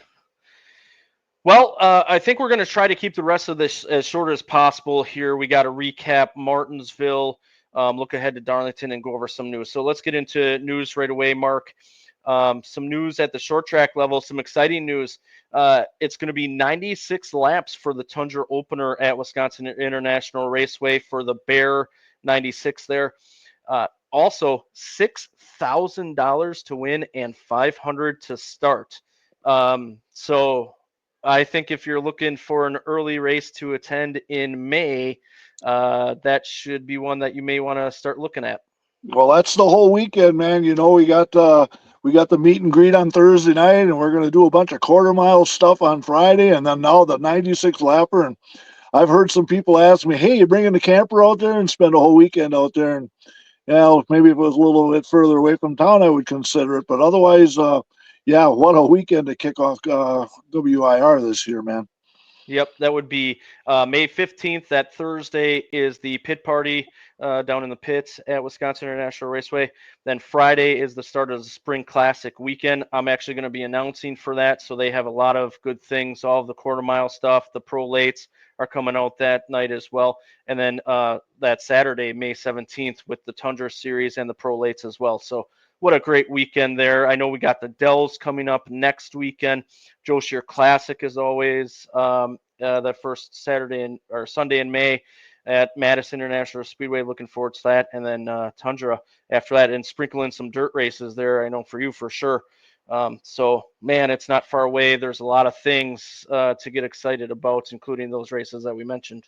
Speaking about memorable, man, every Tundra race out at Kaukauna every year has had some really memorable stuff on those events, man. It's always a classic. It's always a do not miss event. So, yeah, looking forward to that one out there, man. Always a good one. No doubt. Also, really exciting news at the short track level. The Cars Tour races at North Wilkesboro will now be Thursday. So that'll be the Pro Late Model, and Friday with the Late Model Stock of All-Star Week at North Wilkesboro. The Late Model Stock race will follow the Cup Practice and Pit Crew Challenge, and will also air on FS1 with Kevin Harvick and Dale Earnhardt Jr. in the booth. So it's going to be on FS1 after practice in the Pit Crew Challenge. So how cool is that to have the Cars Tour Late Model Stock race on FS1? Far out, man. More racing to watch. I like that stuff. So good deal. Formula One there. This is from Adam Stern. The 824,000 viewers that ESPN garnered from the Chinese Grand Prix that we talked about last week. The race was at 2 a.m. Eastern time here in the U.S., and that was up more than 200% from what the event got before the pandemic in 2019, which was 260,000 viewers. And it also marked a U.S. record for the race there. So I just wanted to mention that, because even though it was at 2 a.m. Central, 3 a.m. Eastern here, 824,000 viewers marked a U.S. record for that race. That's awesome, man. So, yeah, that shows racing is popular even in the middle of the night. But you could always try to find a way to record it and check it out on your convenient time there. That's what I got. Yep, I got it recorded and go back and watch it. They also have an app where you can pay and watch everything. So I think they do a good job with that. And you can always go to YouTube 2 or 3 days later there, and you can pick it up there too. So there's all different ways that you can get it, man. So it's out there. So good deal. Yep. Going to IndyCar then, Colton Herta's team, not the driver, was docked 10 points, and the team was fined $25,000 plus prize money in thermal post-race tech. Team had incorrectly attached anti-intrusion plates on the leg of the front lower wishbones with 1 plate per side of the chassis instead of the new rule requiring 2. So the team kind of got slapped there with a fine and point penalty. So I would have to say they'd have to do the hydraulics to get it off the ground, and then have somebody crawl underneath there and find that, huh? Because those cars sit so close to the ground. So, yeah, well, yeah, naughty if you get caught, right? Yep. Lost all his prize money. That ouch, right there. Yeah. Ouch, yep. Prema was also fined $25,000, and the number 83 team was docked 10 team, not driver points from Robert Schwartzman's fire. Instead of required and approved emergency pull cables that activates onboard fire suppression system, the team had replaced it with an unimproved product that didn't activate. So a really big safety issue there. So they were docked some money and team points as well. You're going to frown when it comes to safety, man. That stuff's got to work, man, and it's there for a purpose. Yep. And then also former IndyCar president Jay Fry is becoming the team president at Rahal Letterman Lanigan Racing. So some business side news there. They've been doing all kinds of switching. Every week you're hearing news coming out of that camp. So, yep, they're adjusting all the way around. Get the right people in the right positions there. Bob Pockris checked in with Corey Haim's team, and the Haim team said that at Homestead, a strap holding a starter wire melted or broke, resulting in the wire getting close to the exhaust piece and getting hot or melting, causing it to short out. They believe that they have the solution to prevent it from reoccurring there, but that's what happened when Corey Haim's truck kept shutting off at Homestead. You would hope that they would figure out a way to not have that happen. Corey Haim dominated that race, and unfortunately, he didn't get that race. And boy, the bad luck continued this week too. Also, looked like that he was going to be the man to beat, and had that bad luck, man. Get that guy a horseshoe, get it in the glove box. Yeah. Going to Xfinity now. Parker Retzlaff's throwback scheme is going to Ernie Irvin's Kodak car, and that is fire, dude. There are a lot of paint schemes that have been announced over the last couple of days or week. It's hard to keep up with. I know I have a few mentioned here. William Sawalich also has a throwback to Kyle Busch's NOS Energy scheme. Just unbelievable throwback cars. I know going to Cup Series then, William Byron has a throwback to Jeff Gordon's silver scheme that dates back to 2015. Kyle Larson has one going back to the Terry Labonte, Tony the Tiger, Kellogg scheme. There is a ton of schemes out there that look awesome for this weekend at Darlington. I can't wait to see them on track. Always like seeing them at Darlington, man. They do this throwback stuff, man. Brings back lots of memories with some of them old paint jobs, man. Love it. Man, it's incredible. Continue on with Cup Series news. NASCAR added wording to its uncontrolled tire rule to clarify that if you have an opening next to your pit box, that you can still be penalized for an uncontrolled tire. So they added some more wording to the rule book concerning that penalty. You know, you ever watch them guys, especially the front tire changer, when he changes that tire and he takes that tire and he throws it, he throws it around the front end of the car, and that tire goes over, and more times than not, it ends up in over the line in somebody else's pit. And there's risk that you can get penalized there. But a lot of, they catch the tire, and more times than not. But it's amazing how them guys could just take that tire with one hand and just flip that tire, and more times than not, it ends up in a different pit stall, and they don't get penalized for it. But you're playing with fire when you're doing that. You are, yeah. Jesse Love is going to make his Cup Series debut in a couple of weeks at Bristol in the number 33 car for Richard Childress Racing. Expect him to do more races this year, but only has announced Bristol so far. So Jesse Love going to make his debut in a Cup car at Bristol. Well, he's got the talent, and he's been getting the results, man. So that's where he's getting a deserved more seat time there. So, yeah, good for him, man. NASCAR has created the role of commissioner for Steve Phelps, who will focus on strategic growth and international expansion while working directly with NASCAR owners Jim France and Lisa France Kennedy.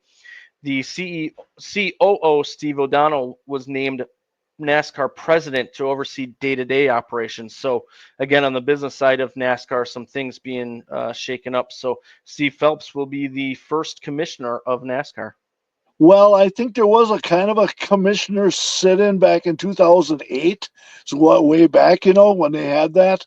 I don't know exactly who that was, but, a lot of people are kind of connecting the wires with these lawsuits with 2311 and Front Row, that possibly a commissioner's role is maybe linked, that they can actually deal with this whole issue that you and I ain't paying much attention to, or at least I don't want to, because we all know it's going to come out of the wash anyway. But yeah, the commissioner role, and you can read between the tea leaves on there that he's definitely going to want to go more international. It sure looks that way. We're seeing Canada's going to be there, but don't be surprised they go over the pond here in the next few years. So that's going to happen also. Yeah. Chris Buescher, Ty Gibbs, and Daniel Suarez had a Goodyear tire test on Tuesday at Michigan. I haven't heard much news coming out from it, but they did do a tire test yesterday at Michigan. That's news to me. So cooler conditions I would expect up this way. So, but good they got that in. Okay. Amazon Prime Video will air a documentary next year on Kyle Larson's Indy 500 Coke 600 double attempt. The filmmakers followed Larson last year thinking it was a 2024 project, but after what happened with the rain, the project was extended another 12 months. So we got another attempt at getting a documentary about Kyle Larson's attempt at the double. That was a crazy day, man. He tried to get back to Charlotte, and yeah, that was crazy. So, but he does plan on doing that again this year, doesn't he? Yes, that's been announced. Was announced late last year. Speaking of the double, Jeff Gordon said that at the April 23rd and 24th Indy 500 test, Tony Kanaan will get in the 500 car at some point and do laps.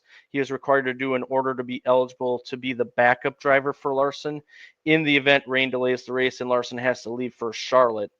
As far as who will be in Kyle Larson's Cup car for any practice sessions at North Wilkesboro or Charlotte that Larson might miss while at Indy, Gordon said that it'll be a JRM, Junior Motorsports, a driver and somebody that fits his seat. And we know that Justin Allgaier kind of fits that mold from last year. So that's where it's kind of pointing to.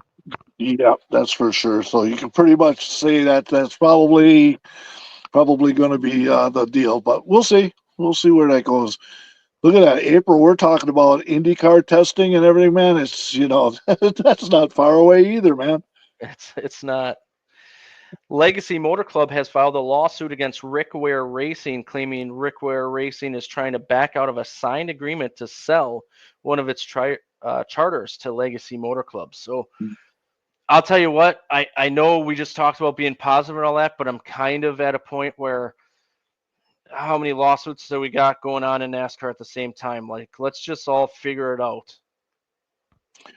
That's maybe where the commissioner role is going to start coming in. You're going to have like a Roger Goodell, and he's going to be the one that's going to be judge and jury and the whole works. We're going to see how this goes. But, yeah, it's unfortunate. There's another lawsuit story. I saw it, but I really didn't dabble in it too much, figuring eventually it'll come out in the wash and we'll figure it out then. I've been paying attention to these lawsuits, so I've been paying attention, but honestly, there's so much to report on it and so much legal jargon that I'm not even going to get into it. On, like you said, we'll wait till it comes out. But it gets overwhelming. Yep, you're right. Moving on, Cheddar Smith, who was Rodney Childers' longtime right-hand man as car chief at Stewart-Haas Racing on the number 4 car, and it was what was currently at Spire with the number 7 with Rodney, is now the car chief for Ty Gibbs. Ty Gibbs can use any help he can get. That's all I can say with him, man. Well, interesting timing of when this came out. I don't want to say mid-season, but we're well into the season here. Kind of interesting timing. Yeah, it is, but still trying to figure something out, man. That I don't know. Gibbs has probably had the worst luck of them all this year, so trying to turn it around somehow, man. Yeah. Driving the pace car prior to the start of the Cup race at Darlington this upcoming weekend will be Greg Biffle. Hey, we remember him. He knows how to get around. Maybe they'll have to black flag him like they did Richard Petty when he didn't want to come in, so they black flagged him. Remember that? Yeah, I do. Speaking of Darlington, Carl Edwards will wave the green flag for the start of the Cup race this Sunday, and members of the Wood Brothers family will give the command to start engines this Sunday at Darlington. So usually you talk about the weather beforehand, man, but I'll tell you what, it's going to be hot down there. It's 90 degrees every day. It's like, isn't that awful early for South Carolina? So it's going to be a hot race. So let's hope them drivers get them cool suits working, man. We don't want to bake anybody this weekend. Yeah. That's all the news I got. Let's transition into recapping really quickly the Martinsville weekend. The truck series, one of the big moments early was Heim as the leader, and Ryan Roulette made contact. Roulette spun and hit the wall. Riggs spun after making contact with Mozak there, or Mozak kind of got into him. Heim would win the first stage. Heim would also win the second stage, and so he was dominant early there. Yeah, that was caution-free for stage 2, so somehow we did a caution-free, but then, we got action-packed over in stage 3, didn't we? Yeah. Baldwin went around. Mozak got a restart penalty. Sutton got into Day, who spun and hit the wall. Then Garcia got into Baldwin, and Baldwin spun again and collect gold. Late in the race here, the truck race kind of got long. Yeah, it got crazy after that, man. And and then, once again, Corey Heim, he was the man, but boy, it just took a little tire rub, man, and all of a sudden he lost a tire, and there went his luck down the tubes for him too. Yeah, Honeycutt got to the inside of Heim for the lead and made slight contact. Heim had that flat tire. He got into the wall. Once again, dominant car, but did not finish it off. And it wasn't on fault, it's just tight racing, and Honeycutt's rear end just kind of shoved over just a little bit, and boy, it didn't take much to take all the air out of that tire, man. And he did a good job of not wrecking as hard as he did. You can pile a vehicle up at Martinsville going into those corners. Oh, yeah. Enfinger had a tire down and got into Tanner Gray, and then they collected wood. And then Ty unfortunately got loose and into Honeycutt for the lead, and they spun. But it was Daniel Hemrick who got by his teammate Ankrum late and ran away with it. It was Hemrick, Ankrum, Garcia, Chandler Smith, Rhodes, Heim, Perez, Caruth, Friesen, and Allen. Hemrick got the $50,000 bonus for the Triple Chuck Challenge. Caruth's team ultimately was fined $2,500 for a loose lug. All right. The fastest lap went to Corey Heim, 20.268 seconds, 93.428 miles per hour. The Truck Series is now off for a few weeks before we go to Bristol.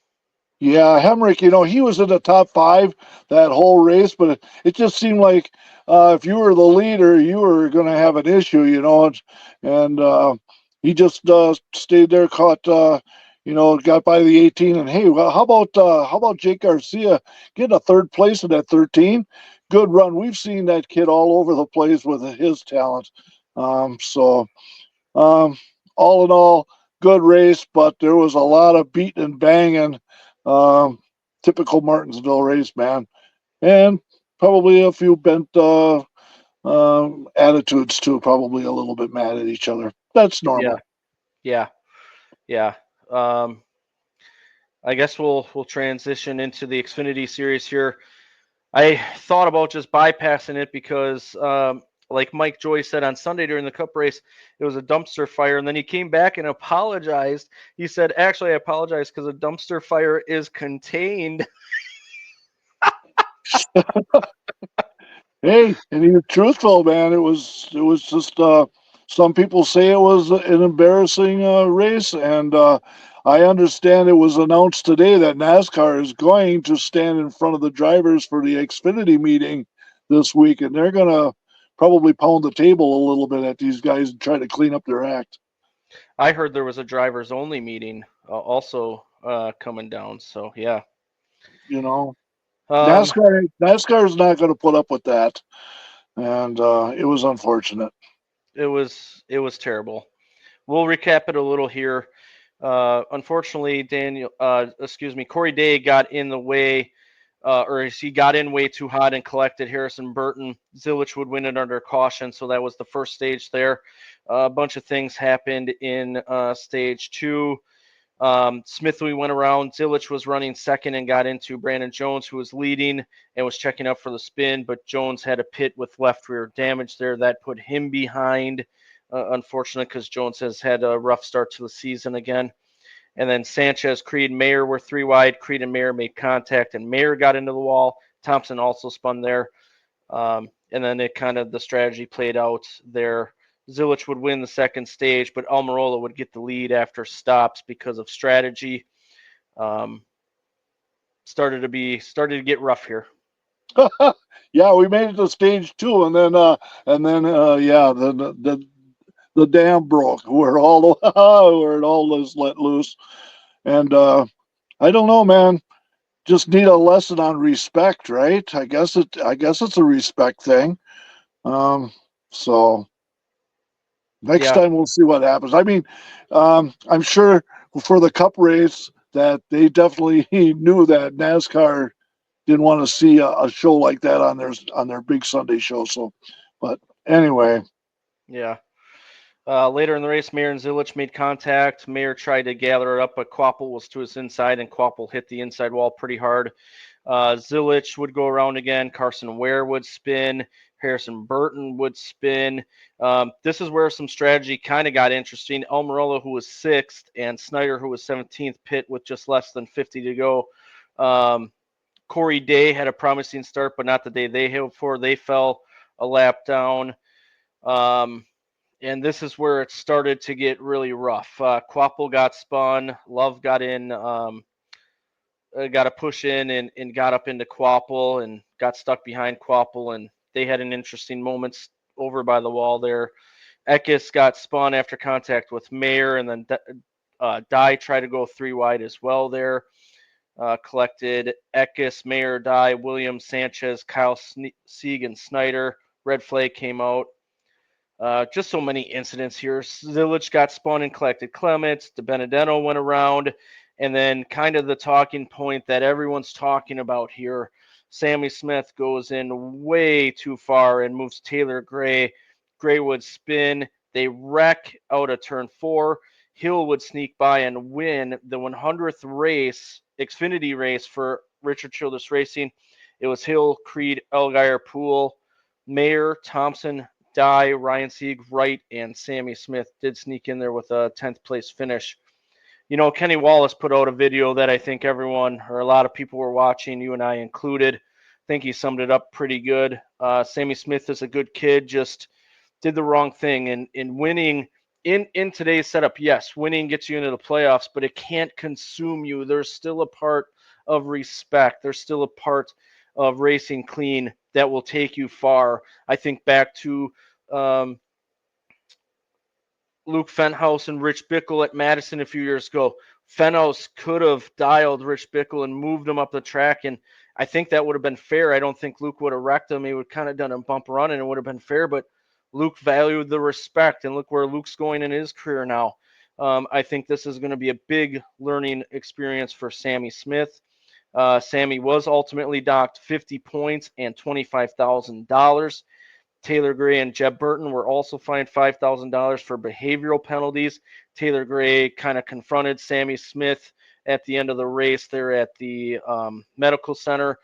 Jeb Burton made a beeline to go see, I think it was Daniel Dye in the care center, so that's why he got fined. Creed's team was ultimately fined $5,000 for a loose lug. I don't know. Let's hear your thoughts on it, buddy. I've talked long enough. A lot of fine money there, man, for the banquet. You know, so there are a lot of donations there.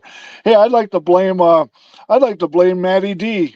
Matty D with 2 to go, you know, and he spun out, you know, and if he would have saved that, we wouldn't have had all this action, and my pick, Sammy Smith, would have won the race, and everybody would have went home happy. But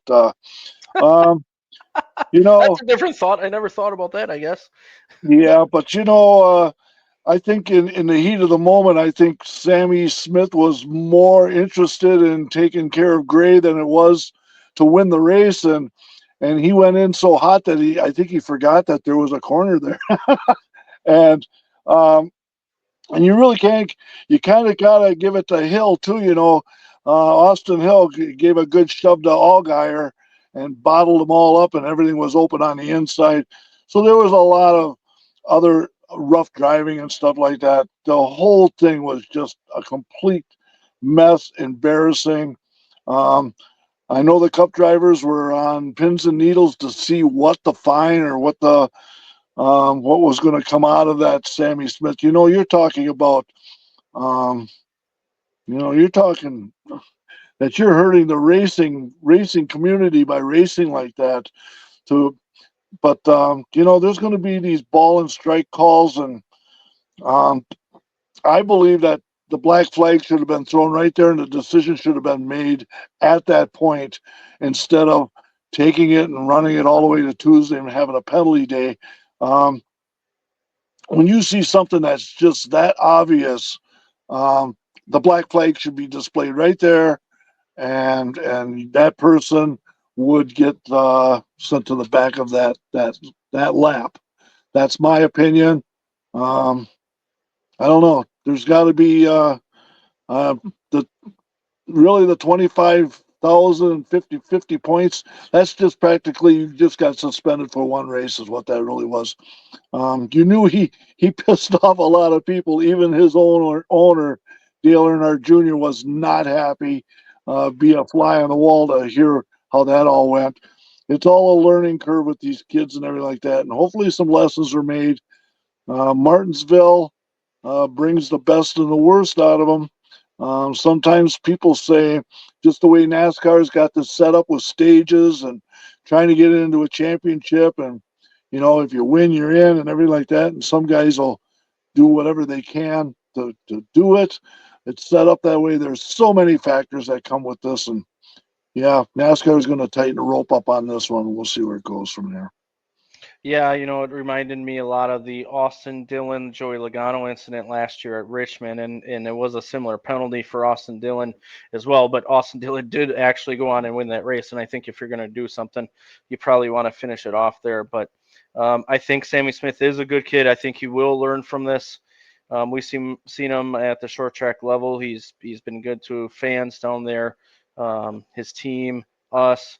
So I think he will learn from it. But it was an embarrassing finish there, and it wasn't him either. But it was pretty ugly there. Yeah, We don't want to see that for sure. that's for sure. So hey, let's go to the cup. Let's Hold on just a moment. I do want to say this. I wonder, and I brought this up with you, and I've brought it up in the past, and I still wonder. NASCAR throws the caution, and the field is frozen at that moment, right? But if you're a car that's deemed involved in the wreck, like if you're absolutely destroyed, and the caution came out before you cross that line, how do you keep your spot? I still think there's got to be protocol that if you're destroyed, and I'm not saying that you won the point and you whatever. I'm not saying that because of that, but I've thought about this because there's been a few other incidents in the past that this has happened too.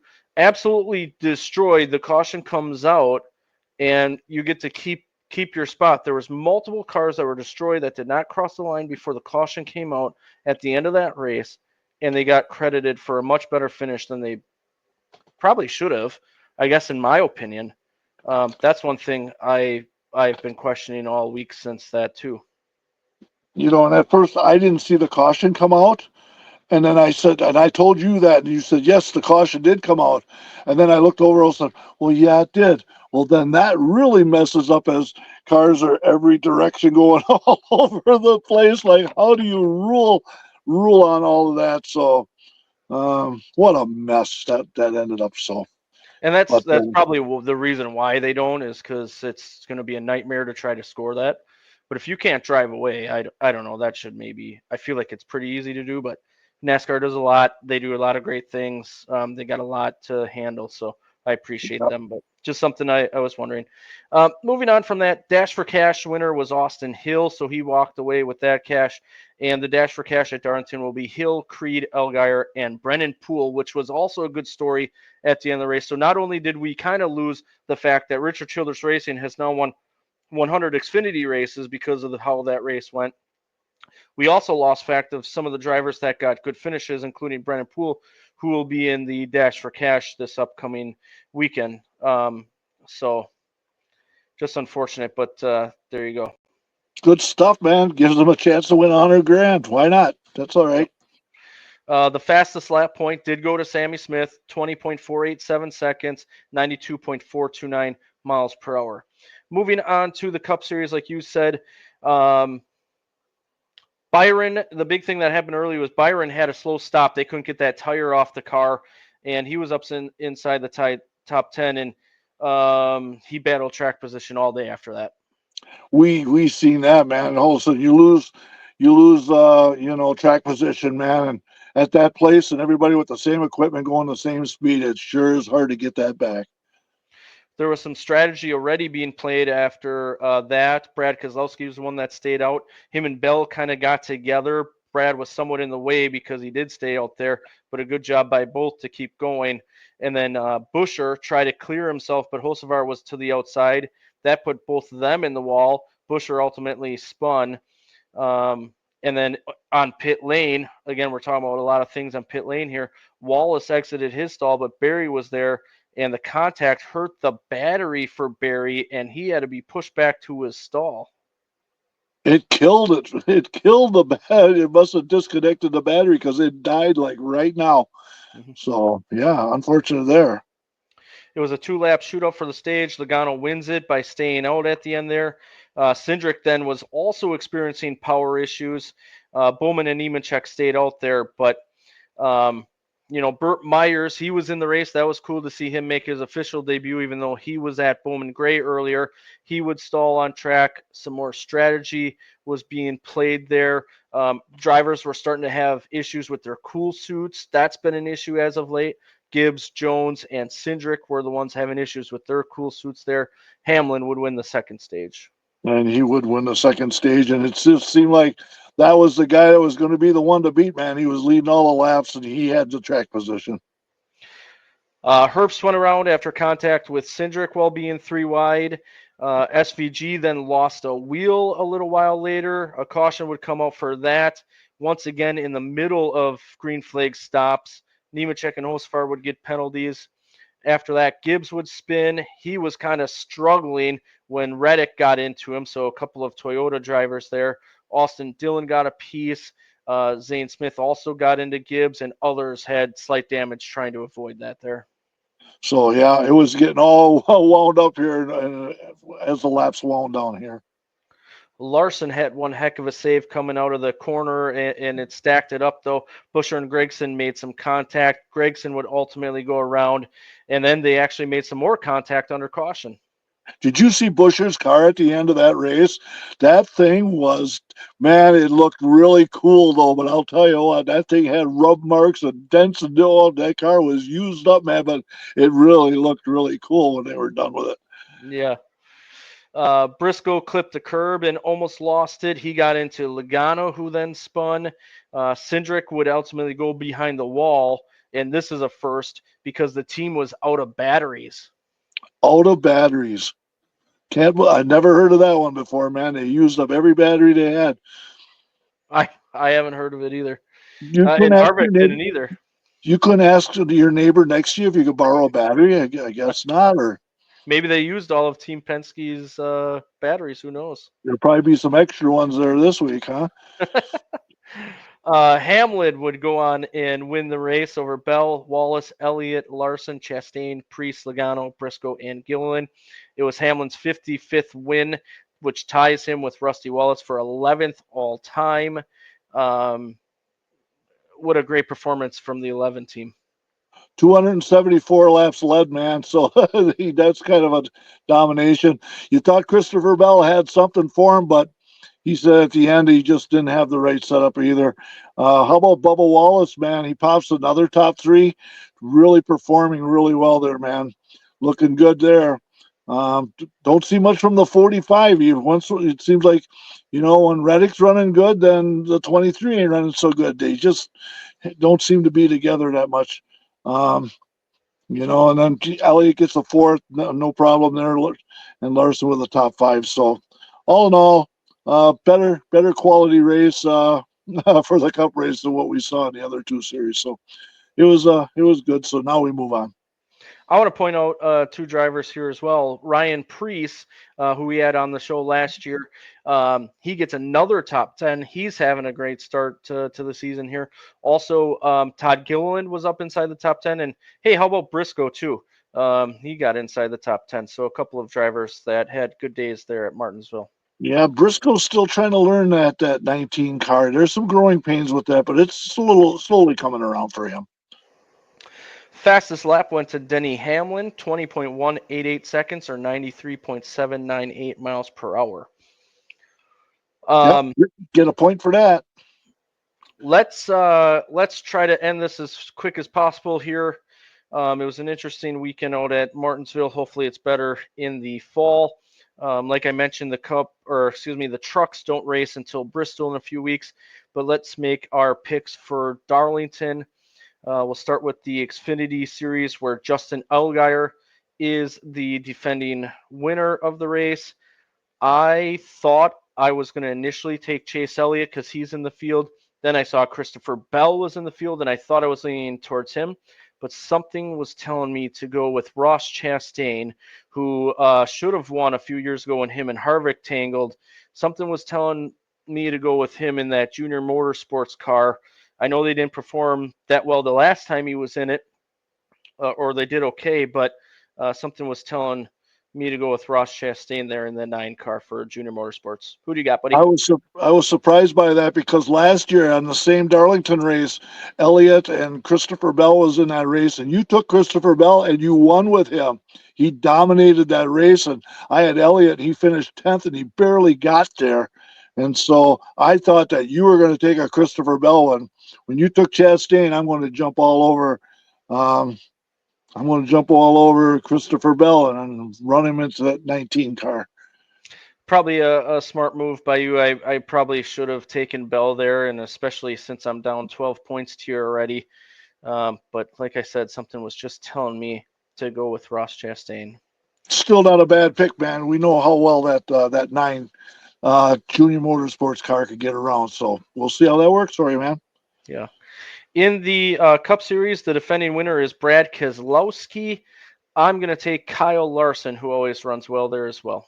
That's probably the last time Brad Keselowski actually ran a decent race. He been floundering ever since. Hey, that was my pick, dude, and that's the one I was going to jump on. But you know what? I'm going to get somebody that's hot right now, and he just won last week, and I'm going to double up, and just like I did with Bell when he ran 3 in a row, and why not? I'm going to run Denny Hamlin once more at him, run him the second time. I like that pick well. Denny Hamlin, a multi-time winner out at Darlington. I know I've picked him a few times in the past to do well out there, but yeah, great pick by you. We'll see how it does. You know, I was thinking about our picks lately too, and you know, you've used William Byron twice and Denny Hamlin twice already. So you are picking up points, and I'm hoping the same thing happens like last year and maybe the year before. Maybe all the years we've done this is where I gain steam as the season goes on, but I'm a little fearful because I have not been doing as well early on this year. I have 7 wins and you have 0 wins. We've had 19 races and I have 19 points. So there's 95 races. So that's my goal. My goal is to hit 95. Full throttle there, buddy. I'm going to try to keep flooring it on you. Yeah, I guess I can give an update there. So you're up 19-7. In that, you do have 7 wins to my 0. You have 9 top 5s to my 6. You have 14 top 10s to my 11. Your average finish is 10.29 to my 11.34. That's an average across all 3 series. Kind of interesting, though. I have a 5, an average finish place of 5 in Xfinity, and but you're picking up the wins there, so you're beating me quite a bit, even though I'm beating you quite a bit by the average finish there. And then DNFs, you have 4 and I have 2, but you're still up 12. Yeah. And remember, the season started, I was 0-3 because Daytona, I just like, is this the way this season's going to start? 0-3, and then well, it's been a good ride right now, so we'll just kind of keep riding the wave. Long way to go, man. Long season, so we'll pick them up a week as we go, man. And what did I tell you then? It's just Daytona. You'll be winning 6-3 the next week, and you're up 5-3 the next week, and never looked back so far. So close enough, yeah. And I got 5 points since last week, so it's all good. As far as the TV schedule looks like coming up this weekend, Formula One is in Japan for the Japanese Grand Prix. They will race at midnight Central. I believe it's on ESPN. Sometimes they do ESPN2, but it'll be on one of the ESPN networks. There for Darlington, these times will be in Central. Saturday at 9:05 on the CW app. Xfinity practice and qualifying. 11:35 on Prime Video Cup practice and qualifying. 2 o'clock on the CW NASCAR Countdown, and 2:30 on the CW Xfinity race gets going. 4 stages of 45, 45, and 57 in the 80s with 0% chance. Sunday on FS1 at 1 o'clock NASCAR race day. Then 2 o'clock the Cup race gets going. Stages of 90, 95, and 108. Also in the 80s with 20% chance. If it, for some reason, doesn't get going, there is a 60% chance at night. So Sunday is looking iffy as of today. We'll be all right. Give us a we'll be all right, Lauren. We'll be all right. There we go. So it's now 55%. We're good. Well, man, this was a longer one. I'm going to clip a bunch of these out. I'm going to try to put it in. I'll put out the whole thing, but I'm also going to clip out the one where we had the 3 ladies on, Nicole, Julie, and Amber. So I'll put that one out separately as well. It was a joy having them on. Also, thanks to Greg LePine to come on and talk about the Racing Roundup show for a few minutes. Can't wait to have him on again as well to talk further about that. Thanks to you, buddy. Thanks to Tim with the Corp Racing, and Ben and Carrie with Valley Gasket for all that they do for us. Thanks, everyone, for your support as well. And, hey, man, we'll talk to you soon. Lady in Black this weekend, man. It's my favorite. All right, man. We'll see you there. See ya.